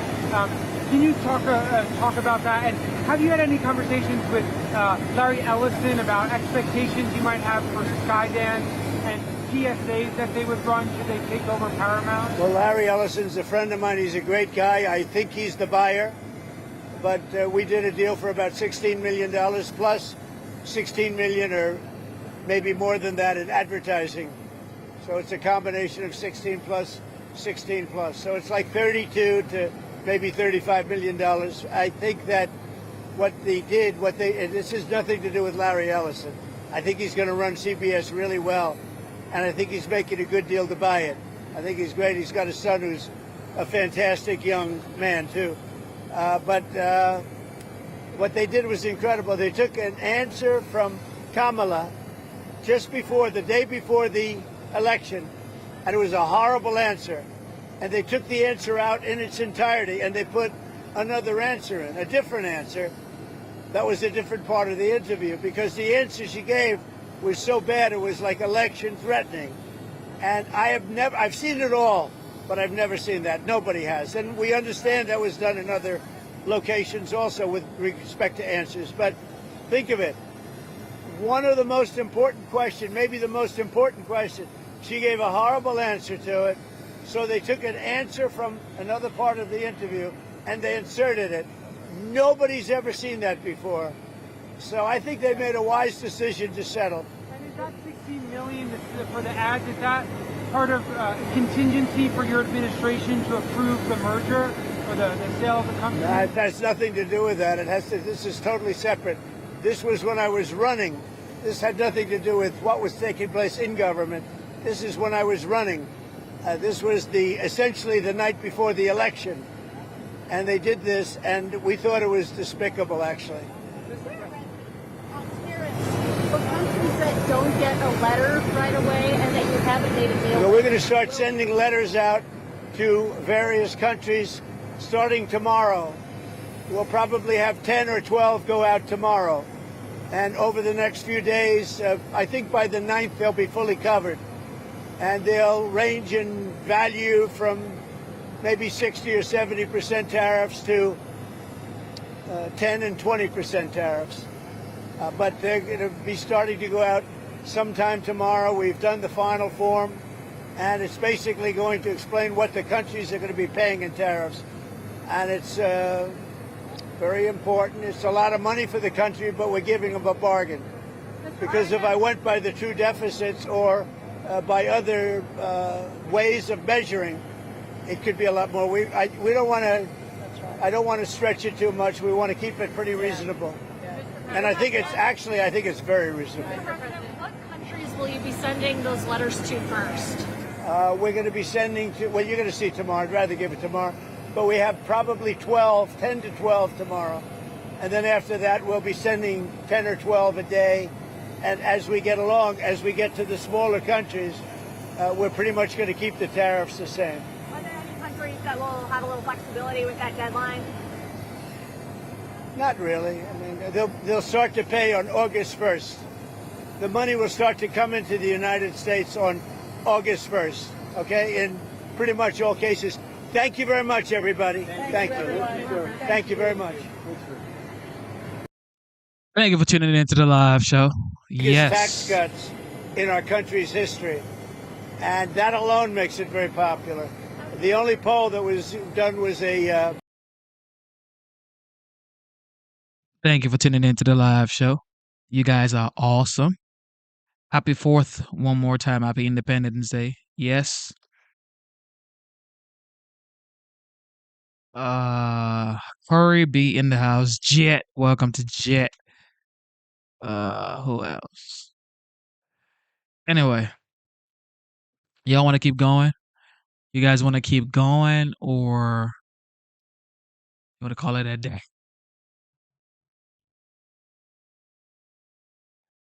All right, let's go see the celebration.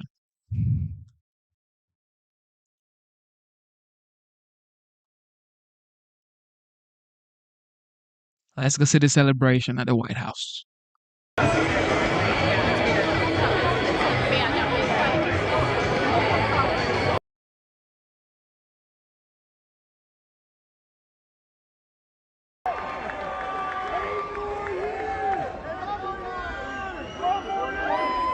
And look, this man, he won every way. He won in every way, y'all.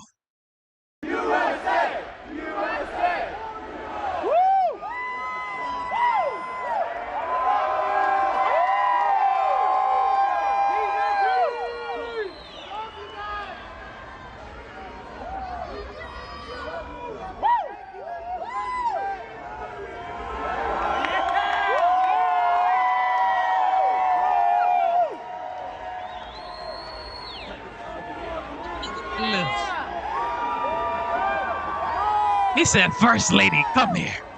First Lady, come here. Look at that. First Lady, come here. Oh, man.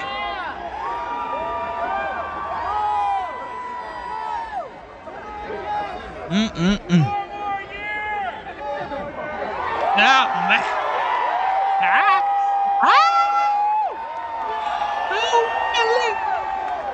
Okay.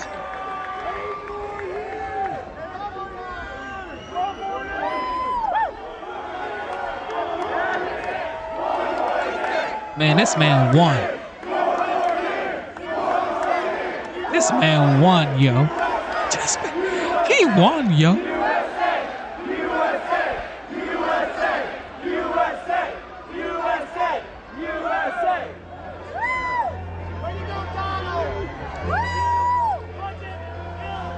Remember when Democrat were saying, "Well, Melania doesn't love him. She doesn't like him even. She doesn't want to hold his hands." Oh, here we go.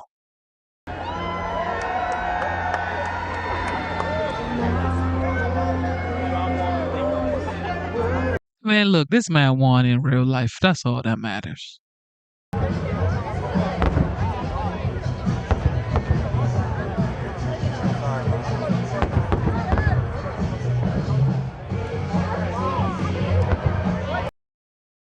This man won, yo.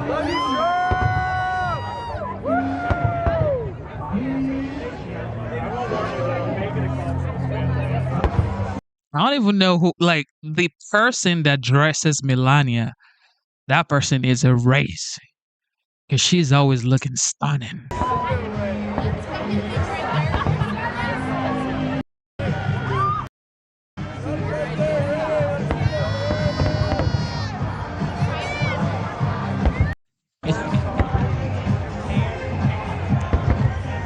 Ooh-wee! This is fun to watch, yo.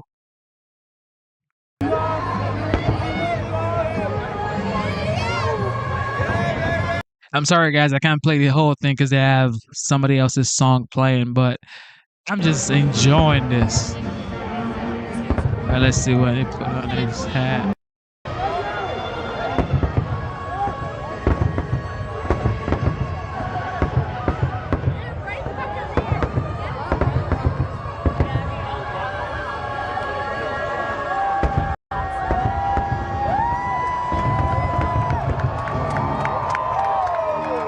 He loves his hat. Oh, man. This is the greatest president ever. He has class, aura, swag, whatever you want to call it. Look, he's just there. This is a 79 years old man.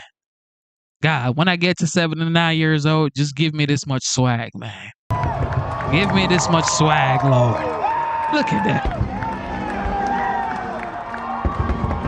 Like, how are you this fresh? How are you this fresh? 79 years old. How are you this fresh at 79 years old, yo? I just turned 30, and I'm like, oh, look at this guy, 79 years old. Damn. Make America great again, yo. Isn't that right?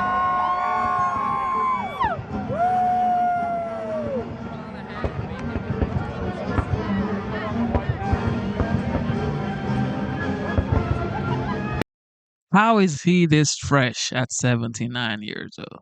Here we go.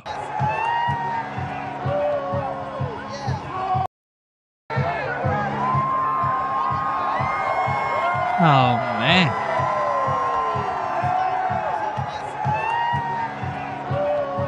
Like, his wife is just like, yeah, I won. Okay. His wife is like, I won. And Trump is like, yeah, I won as well. Look, this is what it should be about. Family love, country love. This is what America stands for.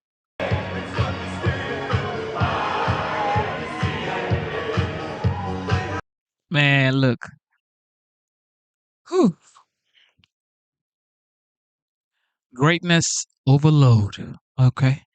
Greatness overload, ladies and gentlemen. So, the United States celebrated Independence Day across the nation. They try to stop it, but it's unstoppable. It's unstoppable. Look at this in New York. God bless New York for this. Now let's take it all the way back. Hell yeah.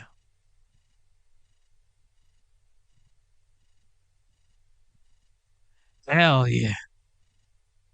This is what America is all about. Celebrating the Independence Day. Look at that. That is so beautiful. And somebody just what? Somebody attacking me in the comment section as usual, calling me coon and slave. Of course. Of course. But I'm a big boy. I can take it. This is what it's all about.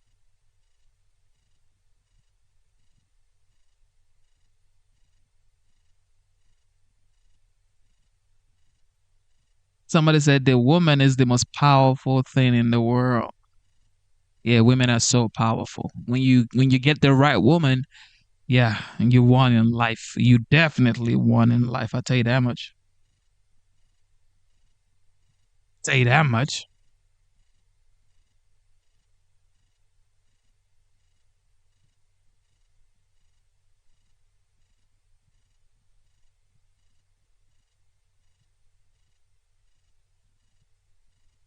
This is so beautiful. This is so beautiful. Wow. New York. What else we got right? New York City enjoys the 4th of July fireworks. Wow.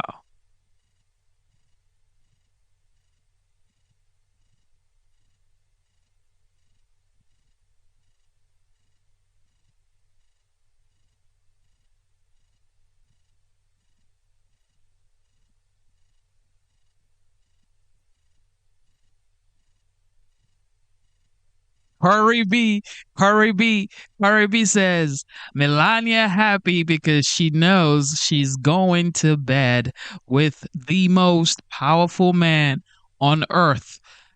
Look, brother, you are absolutely right. You are right. I mean, look, it is just facts. It is the facts. She knows ain't no woman on this earth. There is no woman on this earth that is more powerful than I am. And that's a fact. That's just a fact because she is with the most powerful man in the world. And he happens to have a good heart as well. So, you know what? When you have so much power and you have, a bad heart, then, your power is just useless. And that comes with destruction and downfall. But Trump happens to have a good heart. I mean, you never know what is in a human being's heart because nobody's in your heart or your mind. Only you know what you're thinking.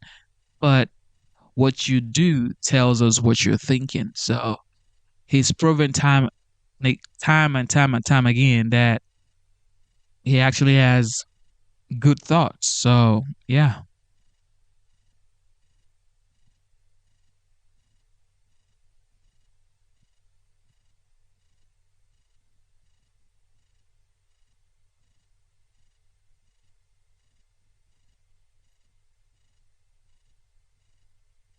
this is so beautiful, man. God bless the United States. God bless you, Americans. This is the greatest country on the face of the earth. This country right here is the greatest nation on the earth. I don't know why people hating on Melania Trump. Why would you be hating on Melania Trump? I mean, if you have a beautiful wife next to you, you should be happy about it. If you're married and you're hating on Melania Trump, then something must be wrong. You should check your wife. Yes, if you're hating on Melania Trump and you are married, come on, bro. Come on, bro. Come on, bro. You better love on your wife. Go and hug your wife. Kiss your wife. Don't be hating on another man's wife.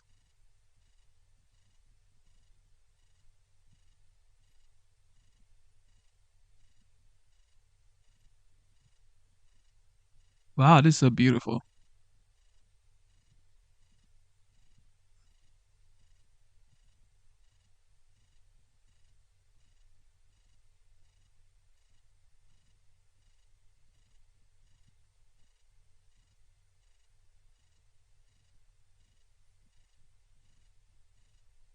Jet Jet says Jet is so funny.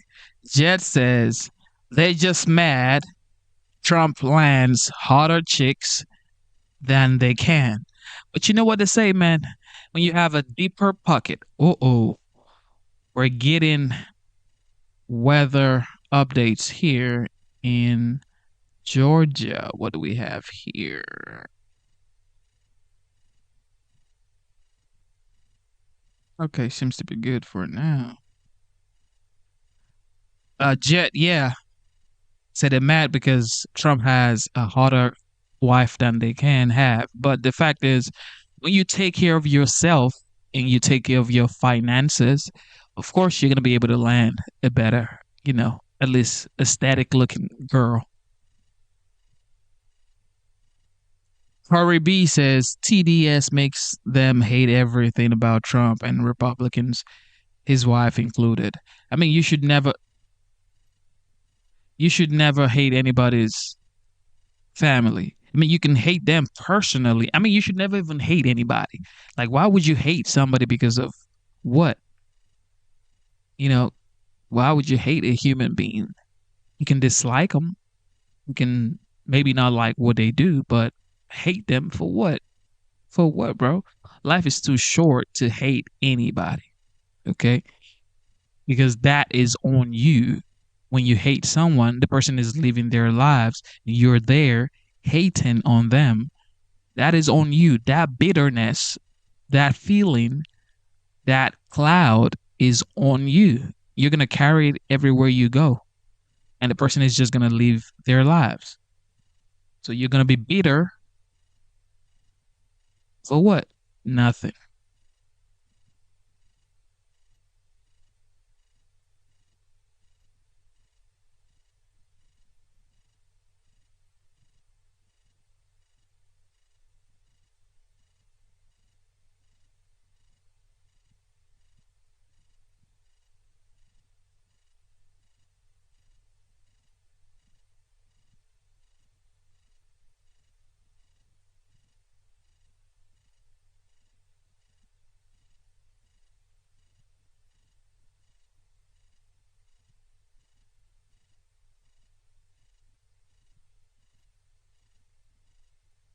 And I was reading some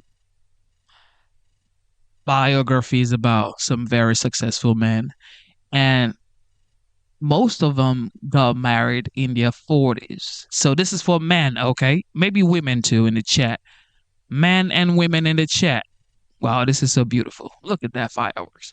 Okay, men and women in the chat. Would you say, for men, this is men first, okay? Men, would you say that it is better to get married in your 40s, like mid 40s, say 45, 46, all right, than to get married earlier? Because in your 40s, definitely you have your finances together.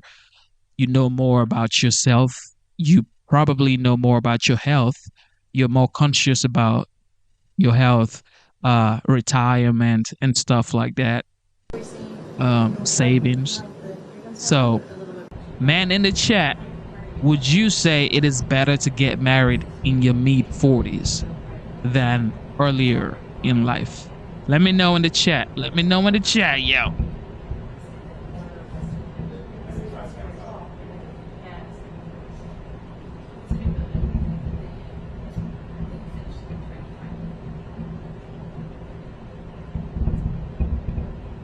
Somebody said it's better to get married in your 20s.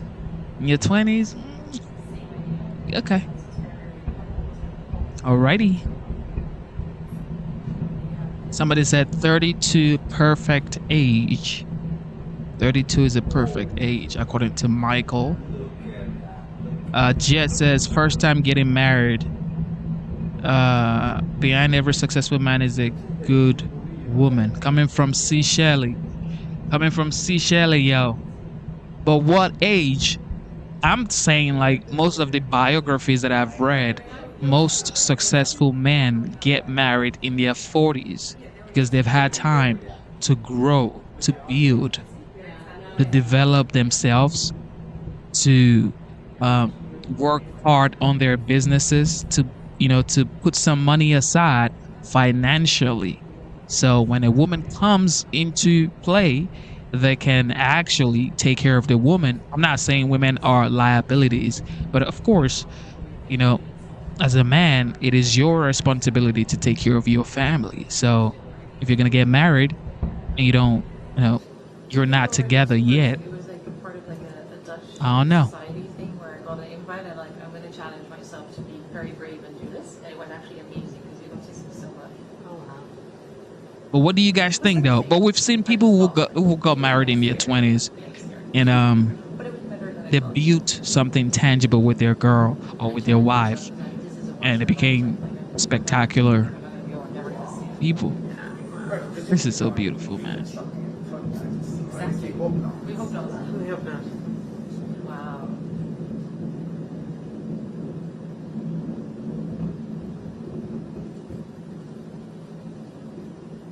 We used to do it in London, and I was at Mount Hatfield for exactly that reason. Oh, Have really? you been to Mount Hatfield? No, I've heard of it. Manhattan? I haven't been, but I've heard of it. No, it's on one of these like 60th or 70th. See, Shelley says, I agree. I think it's best to mature in all areas, especially before children. That is absolutely true, especially before children, because children are a lot of work, a lot of dedication. You have to know, the things that you don't want to do with your kid and the things that you want to do with your children. Curry B says 40s without a doubt. You have matured, you have more wisdom, knowledge, money, etc. Plus, hopefully, the man has gotten all his fooling around out his system. I don't know. I don't know now. Shout out to Curry B. Shout out to Curry B. And most people think only Curry B. This is like something that I've been pondering about for a long time. Most people think only men fool around. Nope. Women fool around as well. It's not just men. Most people say, well, hopefully the man has stopped fooling. What about the women? Women are not some Holy Mary. Women actually, statistically, actually be doing more than men these days in marriages. I'm telling y'all, real facts. Women be doing the most in marriages these days. Like if you see a lot of married women out here, they're getting down real fast. Real fast, yo. Women are likely cheating more than men these days, yo. I don't know if it's some sort of revenge. I don't know if it's revenge, but women are doing this real bad these days. Women are going in. They're going in, yo. You better check your wives. You better check.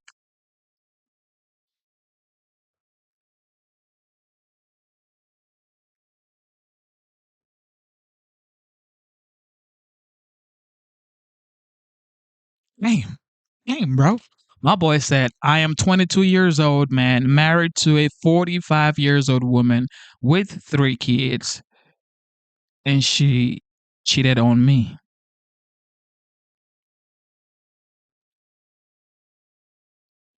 Told y'all. Sorry to hear that, Brody. Kirby says, you're right about that, Genesis. Women have more opportunities to fool around than men do. Jet, Jet says, women got greedy, lol. Because you would never know. I mean, how do you know? Men were so bad. We're so bad with hiding these things. Like when a man cheats, it's right there. This man is cheating on me. This man is cheating on me.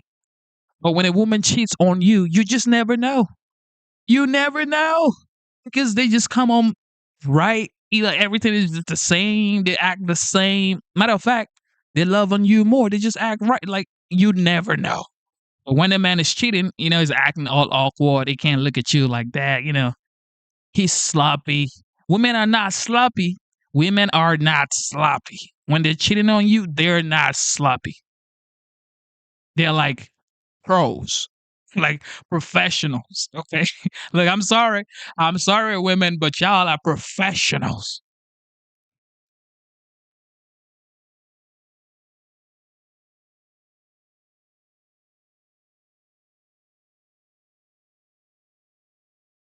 Some people say cougars are better, like because they're older. That's what people say. Some people say cougars are better because they're older and I don't know, they have more experience. They know how to treat a man better. Wait, is this a relationship situation we're talking about tonight? Uh, yeah, okay.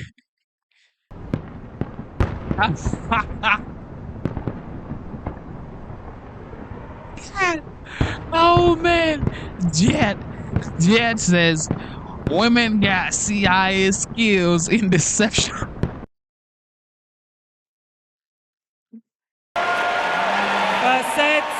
Oh wait. I'm sorry. I watch a lot of tennis match with my daughter because she loves tennis. Oh man. Oh man. Oh god. Oh man. Jet. Jet. Oh god. Oh. Ooh. Oh man. Oh god. Oh man. Okay, what did I do? Oh man. Jet, that's like the funniest thing I ever heard. Oh god. Holy smokes. Holy smokes, Lord. Hoo-wee. All right, where we at? Where we at?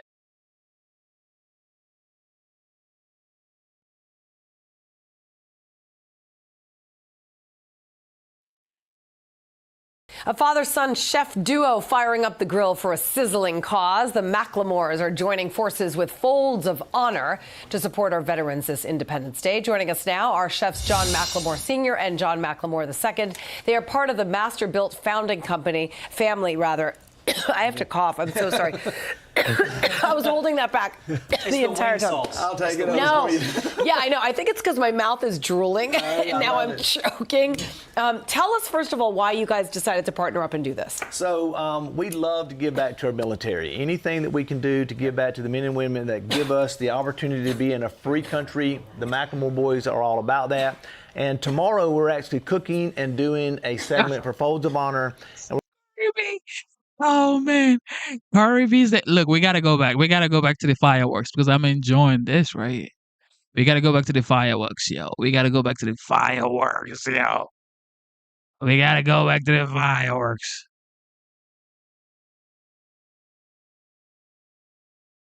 All right, after this one. Going to be giving back a proceeds of everything that we're doing here. You can go to themacklemoreboys.com to support this amazing cause. Yeah, and you know, part of the mission that we kind of got into a couple years ago is we you know, Masterbuilt supported us obviously, and then we got into cooking was a part of our story, and we love our country. 4th of July is the best time of the year to support it. We love giving back to our first responders. So we've actually partnered up with Folds of Honor. Everything on our website, like my dad said, we give back to a veteran cause or nonprofit. And tomorrow we're actually on Fox and Friends. We're hosting Allie McRae and her mom.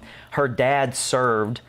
He was a paratrooper, was injured. He actually ended up passing in 2020. You know, Kevin McRae and you know, late Mr. Kevin McRae, he was an Army specialist. But she's actually coming tomorrow, and we're going to be hosting her and cooking for her family. So we love doing that. That's kind of you know, part of our mission. Yeah, so you're doing a lot of good, and it's all for a good cause. And you got to shout out your website. So, themacklemoreboys.com.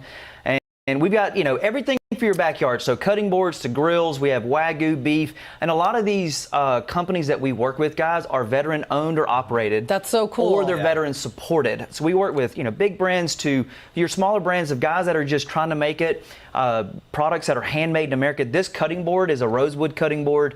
It's American flag edition on our website.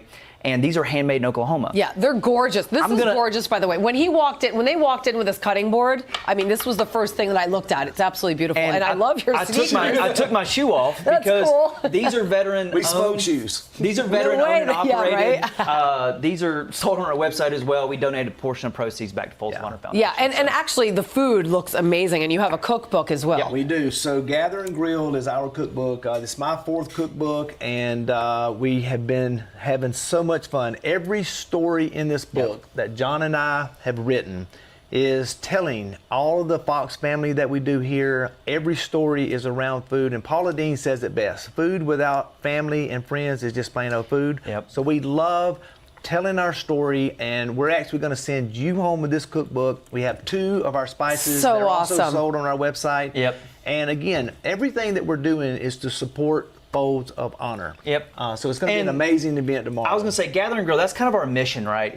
We love doing it together. This is my best friend. He actually married my wife and I. This was that is so awesome. I just ordained. love this whole thing. I mean, I love, first of all, keeping it in the family. We love bringing people together. So there's stories in our book across the Fox family. So Pete Hegseth is actually in that book. He has a recipe. Our Fox and Friends family. That's Flo great. Rida, who we cooked with. All right. Chris Jansen this morning we cooked with. He's in there. So that is so awesome. Thank you so much. This looks amazing. I can't wait to check out the cookbook because these wings are making me literally choke. Literally cough and choke.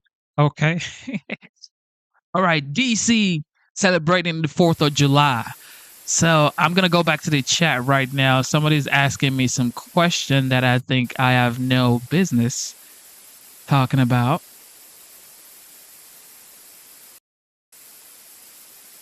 All right. So where are you? Somebody Acid Potato says, Genesis, do you think I should break up with her? It's a sweet gig. But at 22, I think I could do better. Look, I'm not a relationship guru or advisor, but if you're 22 years old and you are with a 45 years old woman,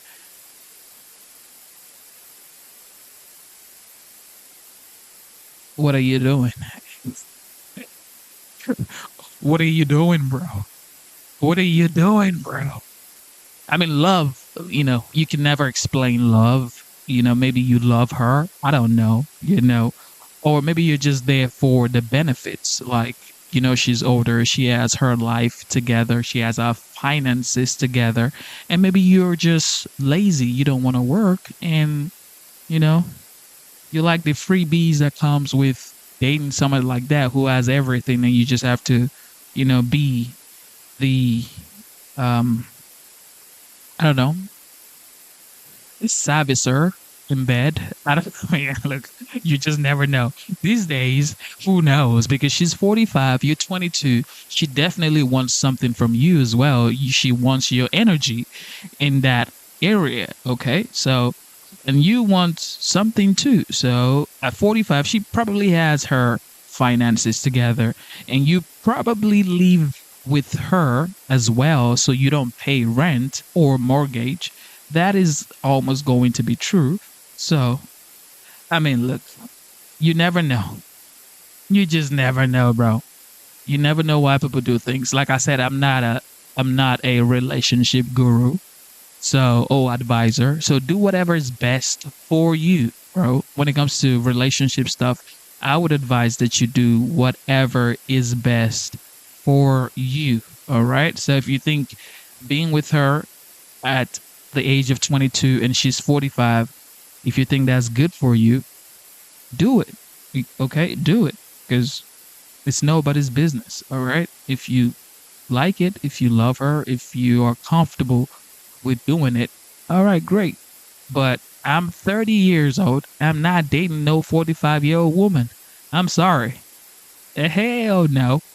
Nah, bro. I'm not doing it. Matter of fact, I'm not even dating a 35 years old woman, and I'm 30 years old. Okay. So everybody has their own preference. So if that's what is good for you, then okay, great. Keep on with your relationship with her. And of course, I'm sure she has kids. Okay. So now you're going to be what? Stepdad? Because if you're with her, you have to be a responsible human being to take care of the kid as well. So if she has kids, you are going to be taking care of the kids as well.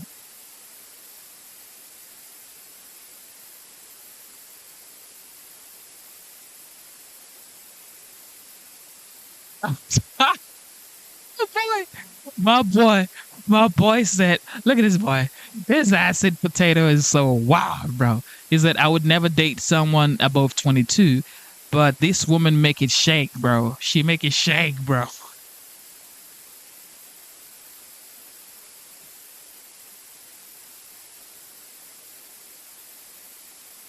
Oh, man. She make it shake, bro. She make it shake, bro. What is she shaking? The purse or her behind? What is she shaking, bro? We got to know what she's shaking, bro. Is she shaking the purse, which is the finances, or her behind? What are you interested in for real? Okay, because we have to know. Because if you're talking about she make you shake, if you're talking about behind, a lot of younger people definitely would make it shake too, Brody. Okay. See, Shelly say, Genesis, we need news. We need the news. Okay. Okay. Okay.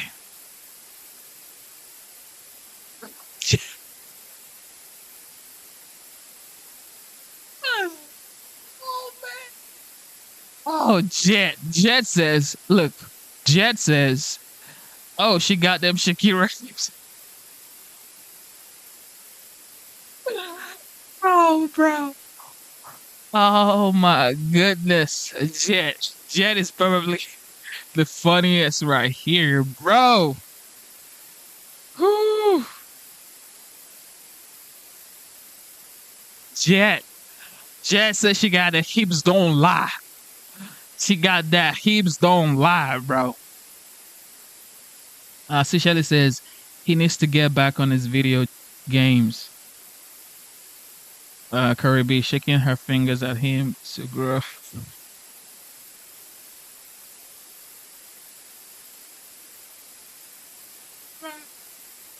Oh, God. Curry B. Yo. Look, I don't know, man. I don't know. Like I said, I'm not a relationship guru.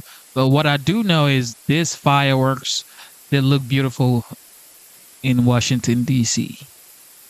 Definitely. But, look.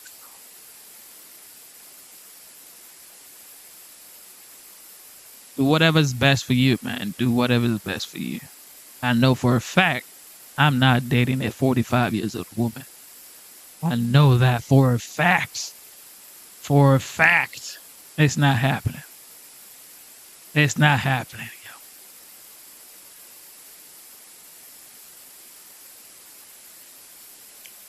yo. Okay.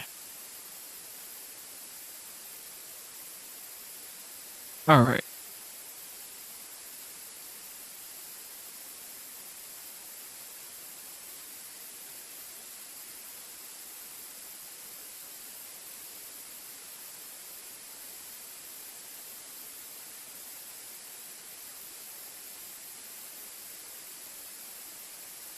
Straight up beautiful.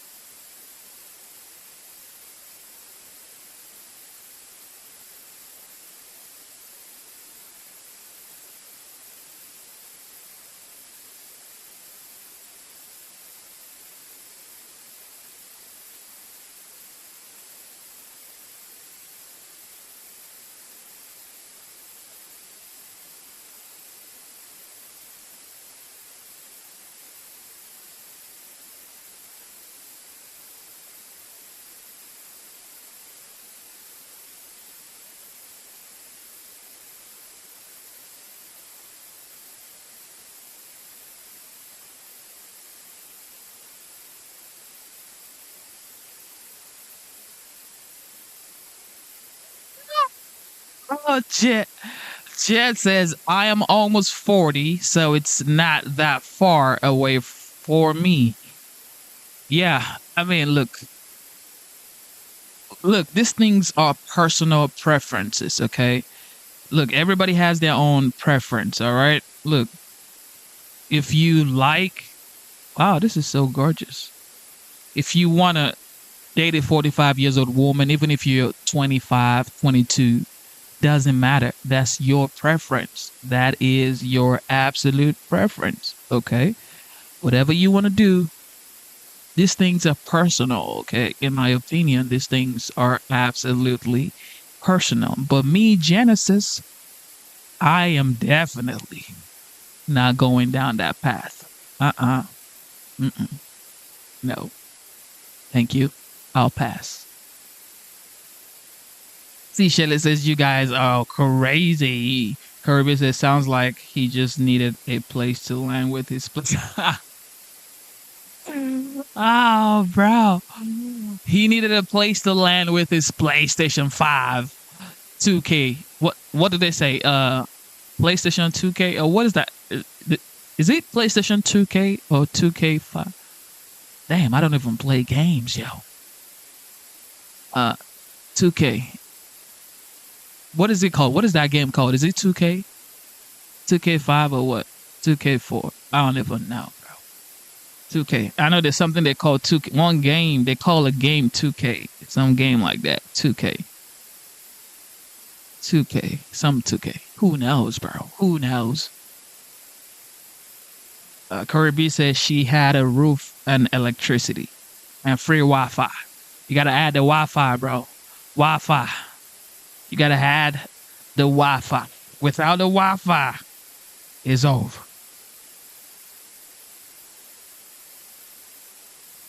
You gotta add the Wi-Fi. Look, we're just having fun tonight, okay? We're just having fun tonight. Sometimes you gotta cool off, okay? You gotta cool off sometimes. You gotta cool off. All right, that's what we're doing right now. We're cooling off. Okay. Cicella said most women are concerned about what the man can bring to the table, not just food. Women want security and a great dad. See, Shelly, you are absolutely right when it comes to the security part and a great dad part. That's why most women, it's like, they size you up before they even get with you, especially these days. Okay. Back in the day, I love him works. But now everybody's looking out for themselves. It's like, okay, if I'm with this guy, what am I going to get in return? Especially if I get pregnant. If I get pregnant, I don't think this man right here can actually handle the pressure, because having a kid and having a family, it's a lot of pressure. It's a lot of pressure. So most people think, what is Cinderella story when you get married, and when you start a family, they think it's Cinderella story. It's not a Cinderella story, ladies and gentlemen. It's a lot of work, commitment, focus, pressure that you have to weather every single day, and do it with gratitude, with love. Gotta do it. We gotta do that with gratitude and love. You gotta take that pressure and, make it the joy of your life, because you asked for this and you got it. God gave it to you. So taking care of your kids, taking care of your spouse, that is a great privilege, because most people don't have that privilege, especially starting a family.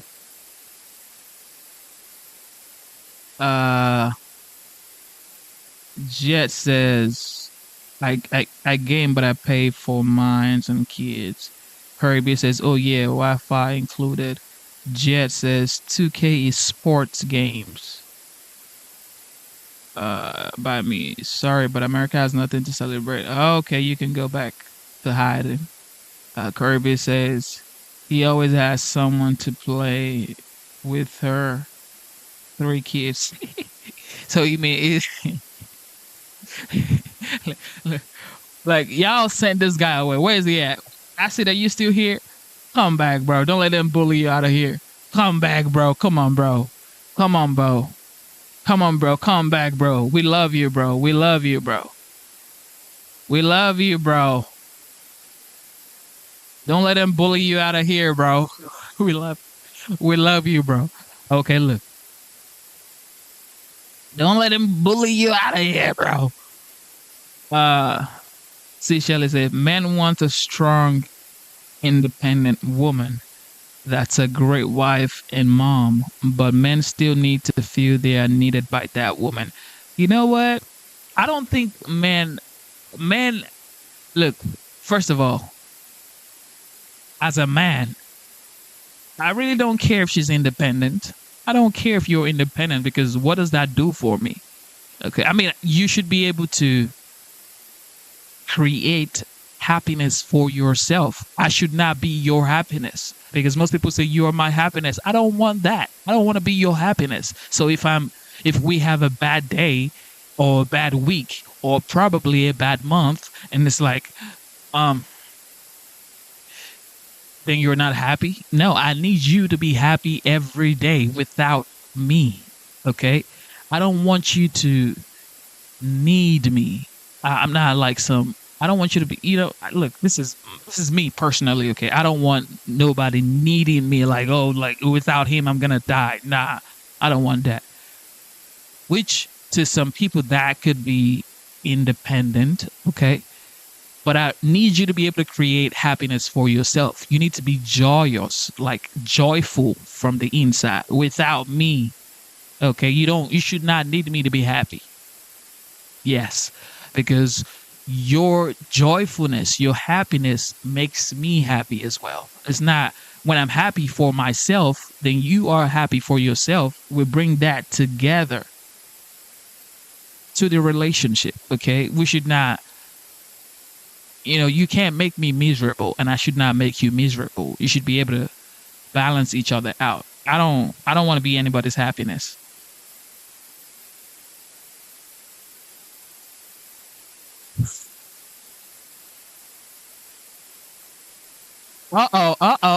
See, Shelly done took it out to the over. Look, see, Shelly done took this to the next level. See, Shelly done took this to the next level, yo. See, Shelly done took this to the next level, yo. See, Shelly says, no things. Check oil in car. Air pressure. Know how to resolve problem. Be Jesus Christ. See, Shelly done took us to the next level, yo.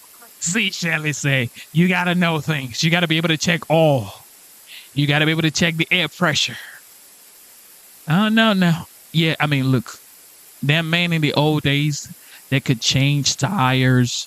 Those men could change a tire, change a whole car engine, probably build a house, build a patio. They know how to do those things. But these days, man, look.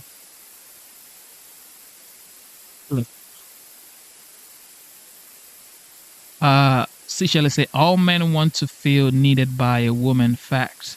Well, see, Shelley, look, yeah, needed. I don't know if that's the word I would use. I would say men want to be nurtured. I don't think needed by a woman.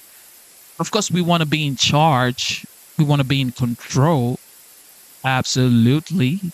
But when you say needed, not all men, because first of all, no woman has ever met all men. Okay. I'm just going to speak from my perspective. There's no blanket statement for these things. Okay. So I would say most men that I have come in contact with, that I have spoken with, like my brother, my cousins, my friends, my colleagues, men that I know, I would say they want to be nurtured. Okay. They want to be taken care of. They want to be relaxed when they are around their woman. They want to be calm.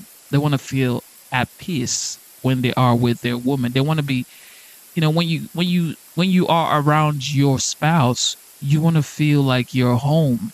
Even if you're not truly at home, you could be outside anywhere, but you want to feel home. You want to feel at home with her. That's what I think men need. Women think men want, or most men want to be needed by a woman. No. I think most men that I've met, like I said, we just want to be nurtured, okay? We just want to be taken care of. And by taking care of, we mean like, pamper us, okay? Because we work hard. Just pamper us. Rub my back. Rub my back, yo. Can you rub my back? I just need my back rubbed. Rub my feet. Things like that. That's what we want. We want our back rubs. Feet rubbed. Feet rubbed. Nice hot cooked meal, and just say positive words to us like king, or you know what, my man, you're the best in the world. You could conquer anything. You are in charge. Go get it. Go do that business. Explore. Do big things. Like say words that encourage your man. That's what we need. I don't know about needed.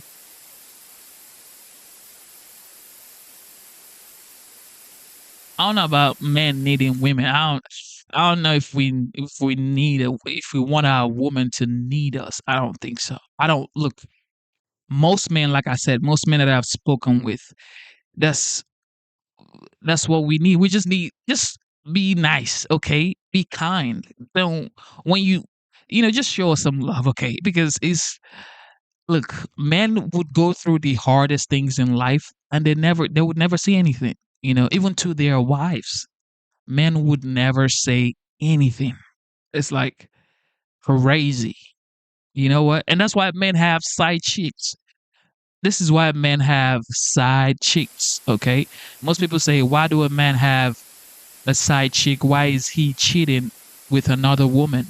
He's probably cheating because that woman outside is rubbing his feet, rubbing his back, not nagging around, screaming at the top of her lungs, just making him feel comfortable. He's not watching over his shoulders every time she's coming. He's relaxed. He's not having high blood pressure every time she walks into the room. Things like that. Now, I'm not condoning cheating on your wife or your spouse. Okay, that's bad. Okay, that's bad. But in my little small experience that I've had, most men are most likely cheating on their wives because they don't feel nurtured in their relationship. They don't feel like,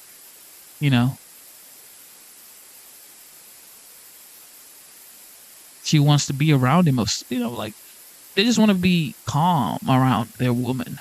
Men don't need too much. I'm telling you, men do not need too much. A woman wants a tall, 6'5", tall, dark, and handsome, or whatever you say, or whatever I don't know, rich, 6-figure salary, whatever, blonde hair, whatever you say, blue eyes, whatever you say. But a men don't really want too much. They just want a man that really, they just want a woman that really, nurtures them, love them, support them. Men don't need, Jet says, men don't need them, but we want them and love them. Actually, men need a trophy. That's what men need. Men need a trophy that when, you go out with your girl, she's like a trophy wife or a trophy girlfriend or a trophy spouse. When, it's like that thing that just makes you happy when you look at your trophy. Like when you win something huge, like you win a contract or you pass a certain milestone that you've set for yourself as a man, you feel happy. It's like a trophy. That's what men need in women. We want, well, most men that I've met, they want a trophy, like a trophy wife where it's like, yeah, I made it. Like, yeah, I made it. I made it, yo. This right here, these are men. Men don't need women. I'm telling y'all, man. I'm telling y'all. Men do not need, I'm telling y'all. Especially, like I said, not all men, because I've not met all men in this world.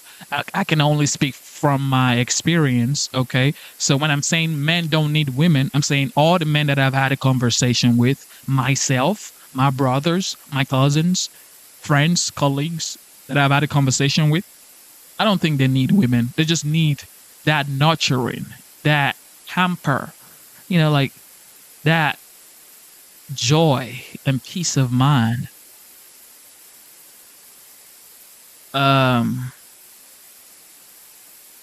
So Reagan says no two relationship is the same. Each person is compatible to the other for versions relationship. Yeah, you're right. Kirby says my wife and I make each other lives better. I appreciate her and she appreciates me. Shout out to Kirby and his beautiful wife. God bless you, Kirby. Even though I haven't met his wife, I know she's beautiful because Kirby has a good attitude. C. Shelley says, how can I win this battle with a bunch of guys? C. Shelley, yo. C. Shelley, yo. You ain't gonna win this, C. Shelley, yo. We love you, C. Shelley. C. Shelley, we love you. We love you, C. Reagan says, men don't need women, please. They need a partner. Reagan says, at the end of the day, as a strong man, can you stand alone if you didn't have a woman?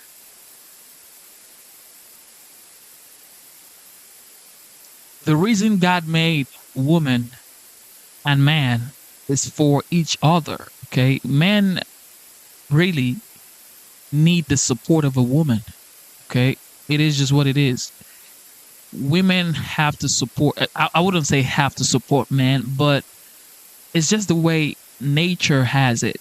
When a man has a woman, he's just, especially a woman that he loves and she loves him, it's just perfect. It's like there's nothing more perfect than a couple that love each other. It's like, I just love this, guys. Have you seen a couple that actually are connected to each other and actually admire each other? When you see them interacting with themselves, you just feel happy. You just look at them and you're just glad. Like, this is perfect. Even though there is no perfect relationship. But, that's how God made it. C. Shelley said, men want to feel needed by that woman. Don't care what any dude says, love. C. Shelley is a beautiful woman, so she's talking from a woman's perspective. I don't know if C. Shelley's married or has been married. Who knows? But I do know she is a great person, so her perspective, that's our opinion, okay? Kirby says, thanks, she's beautiful Genesis inside and out. Shout out to Kirby, man. Kirby says, I didn't get married till I was 44. There you go. Kirby says he didn't get married until he was 44 years old. Of course, you're going to have a great marriage. I mean, you're 44 years old. You've gotten a lot in order. You've gotten a lot of stuff in order. So, yeah, for sure. For sure, bro. C. Shelley says, I'm running out of here looking for the acid dude. Oh, man. Compliment each other. C. Shelley said, they have just few fairy tale romances out here, unfortunately. One thing is, I would never take relationship advice from anybody who hasn't gotten married before, or probably maybe had a divorce. I don't mind if you've had a divorce and you're giving advice. All right, fair.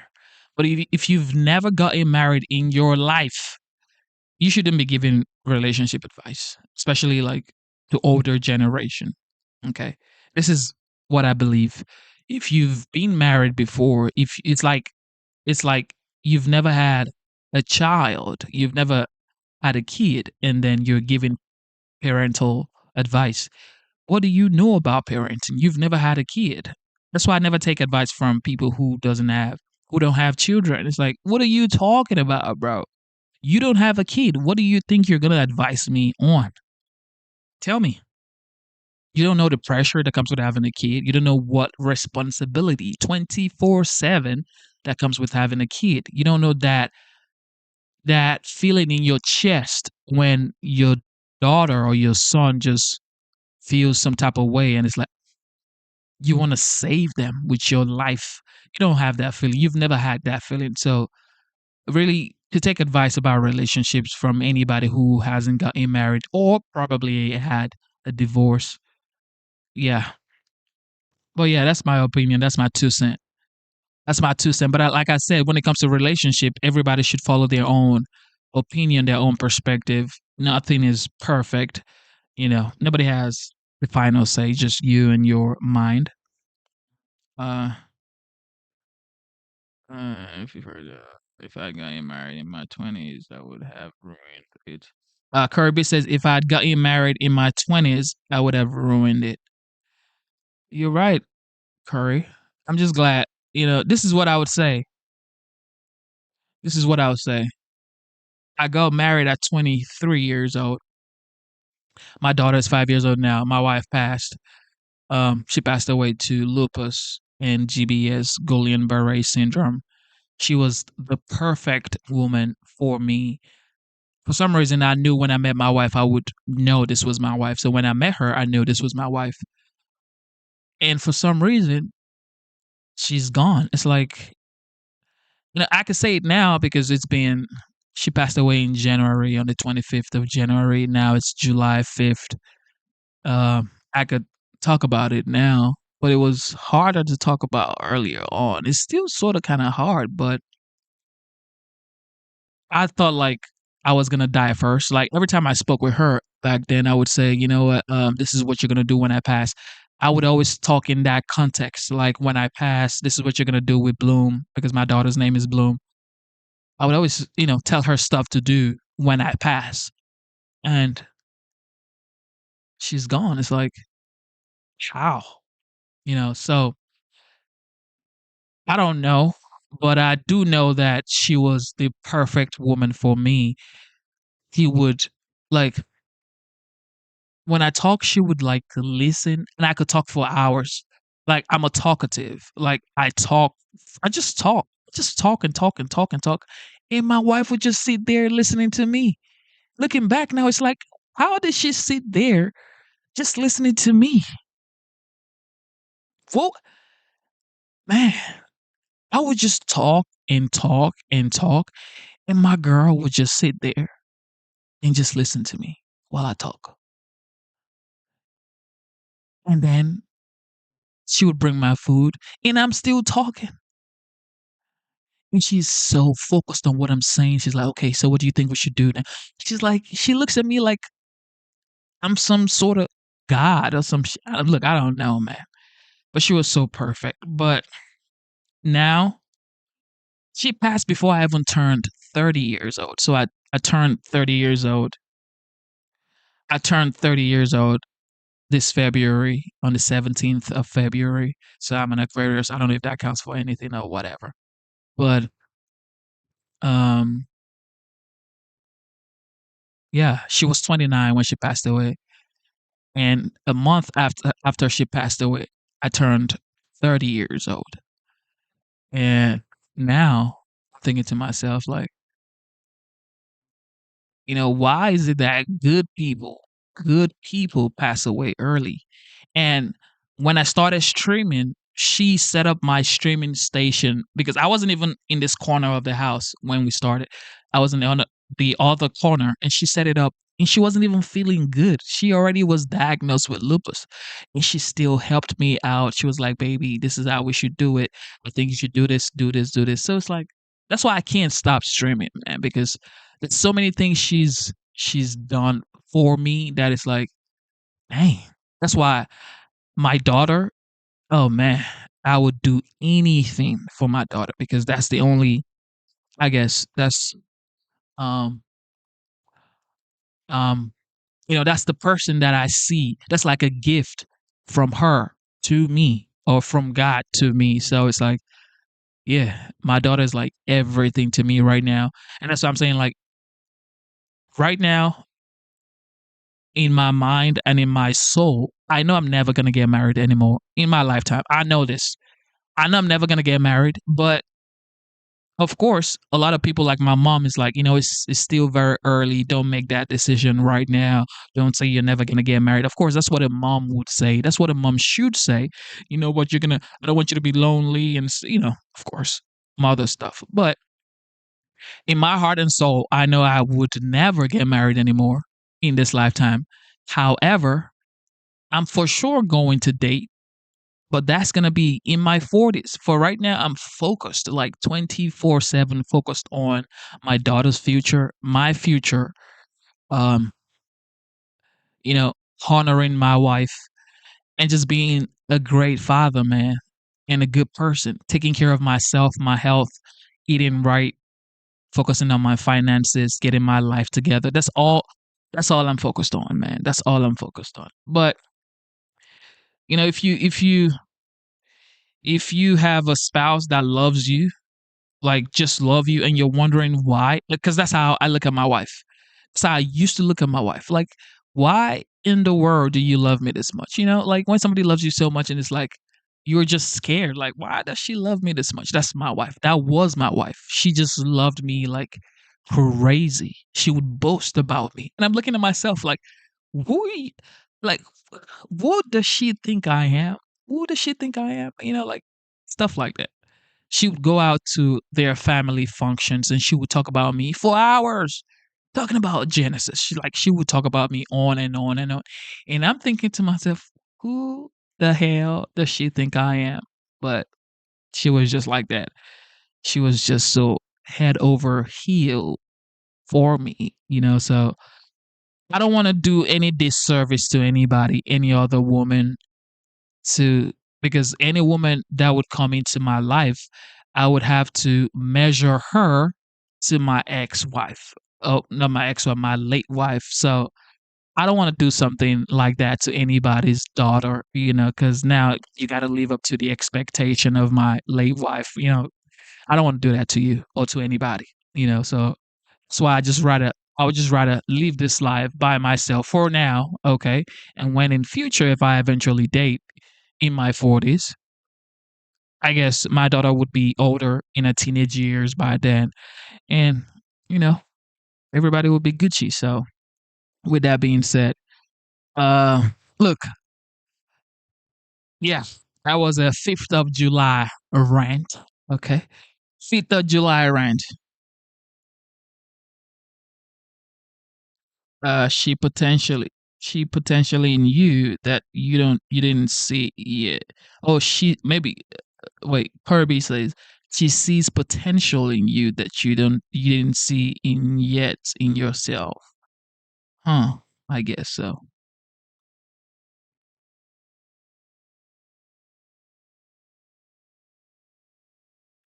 See, Shelley says she's the main reason I try to be here for your Genesis, because your wife wanted this for you. She absolutely wanted this for me. See, Shelley, I wouldn't even cap.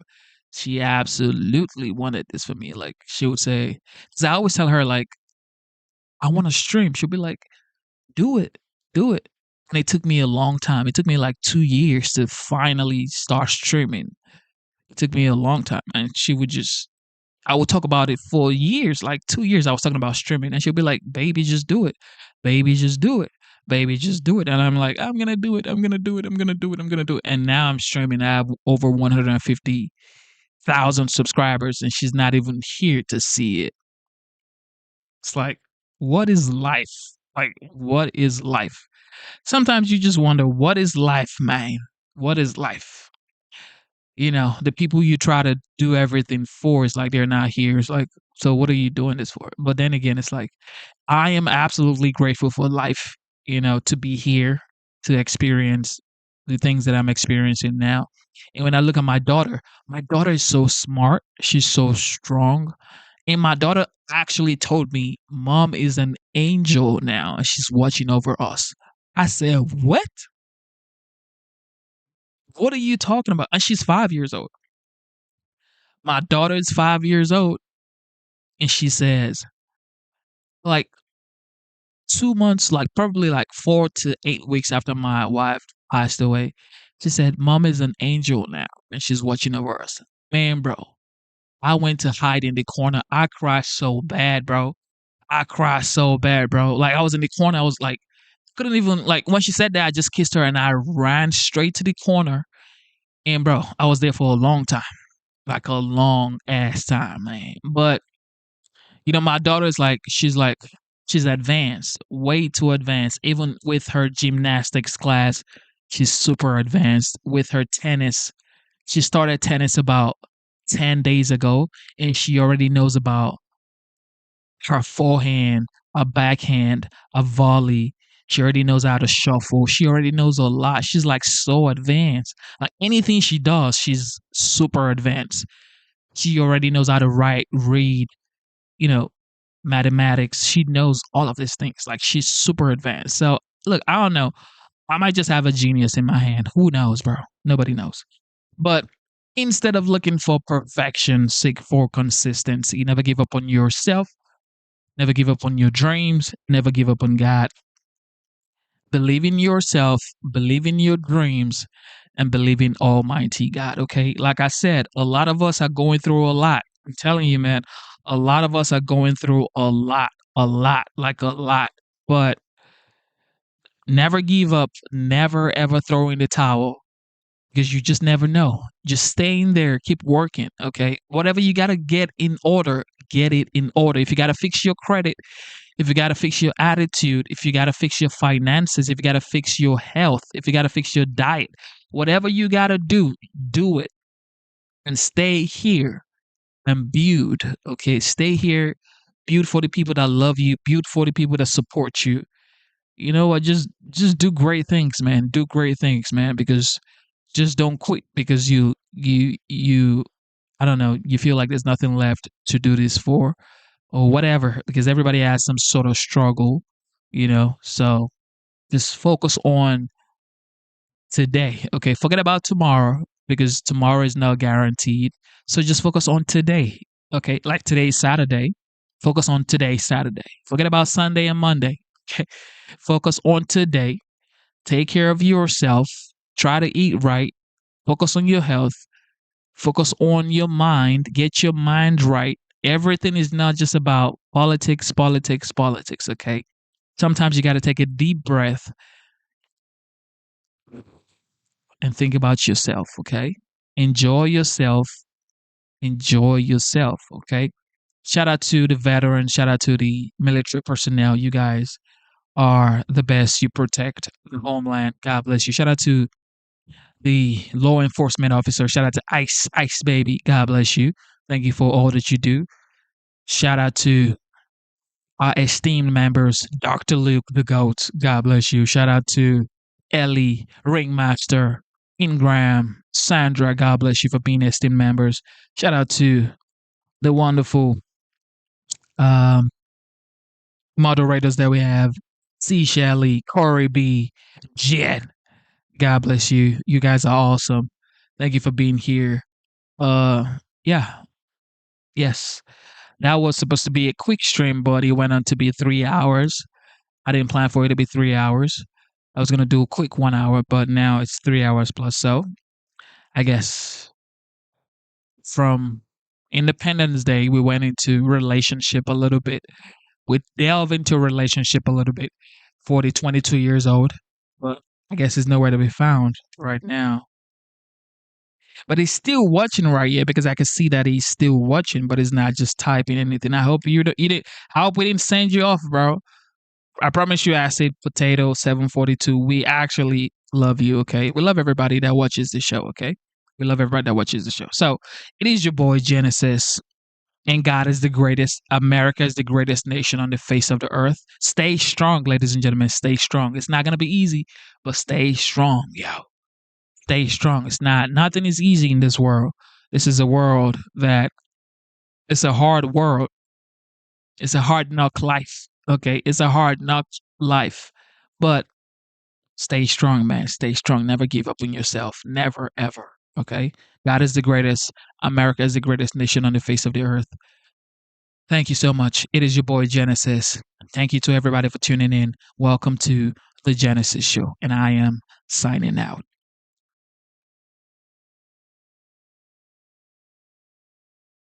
And put a smile on your face too. Put a smile on your face, bro. Stop acting like the weight of the world is upon you. Put a smile on your face like this.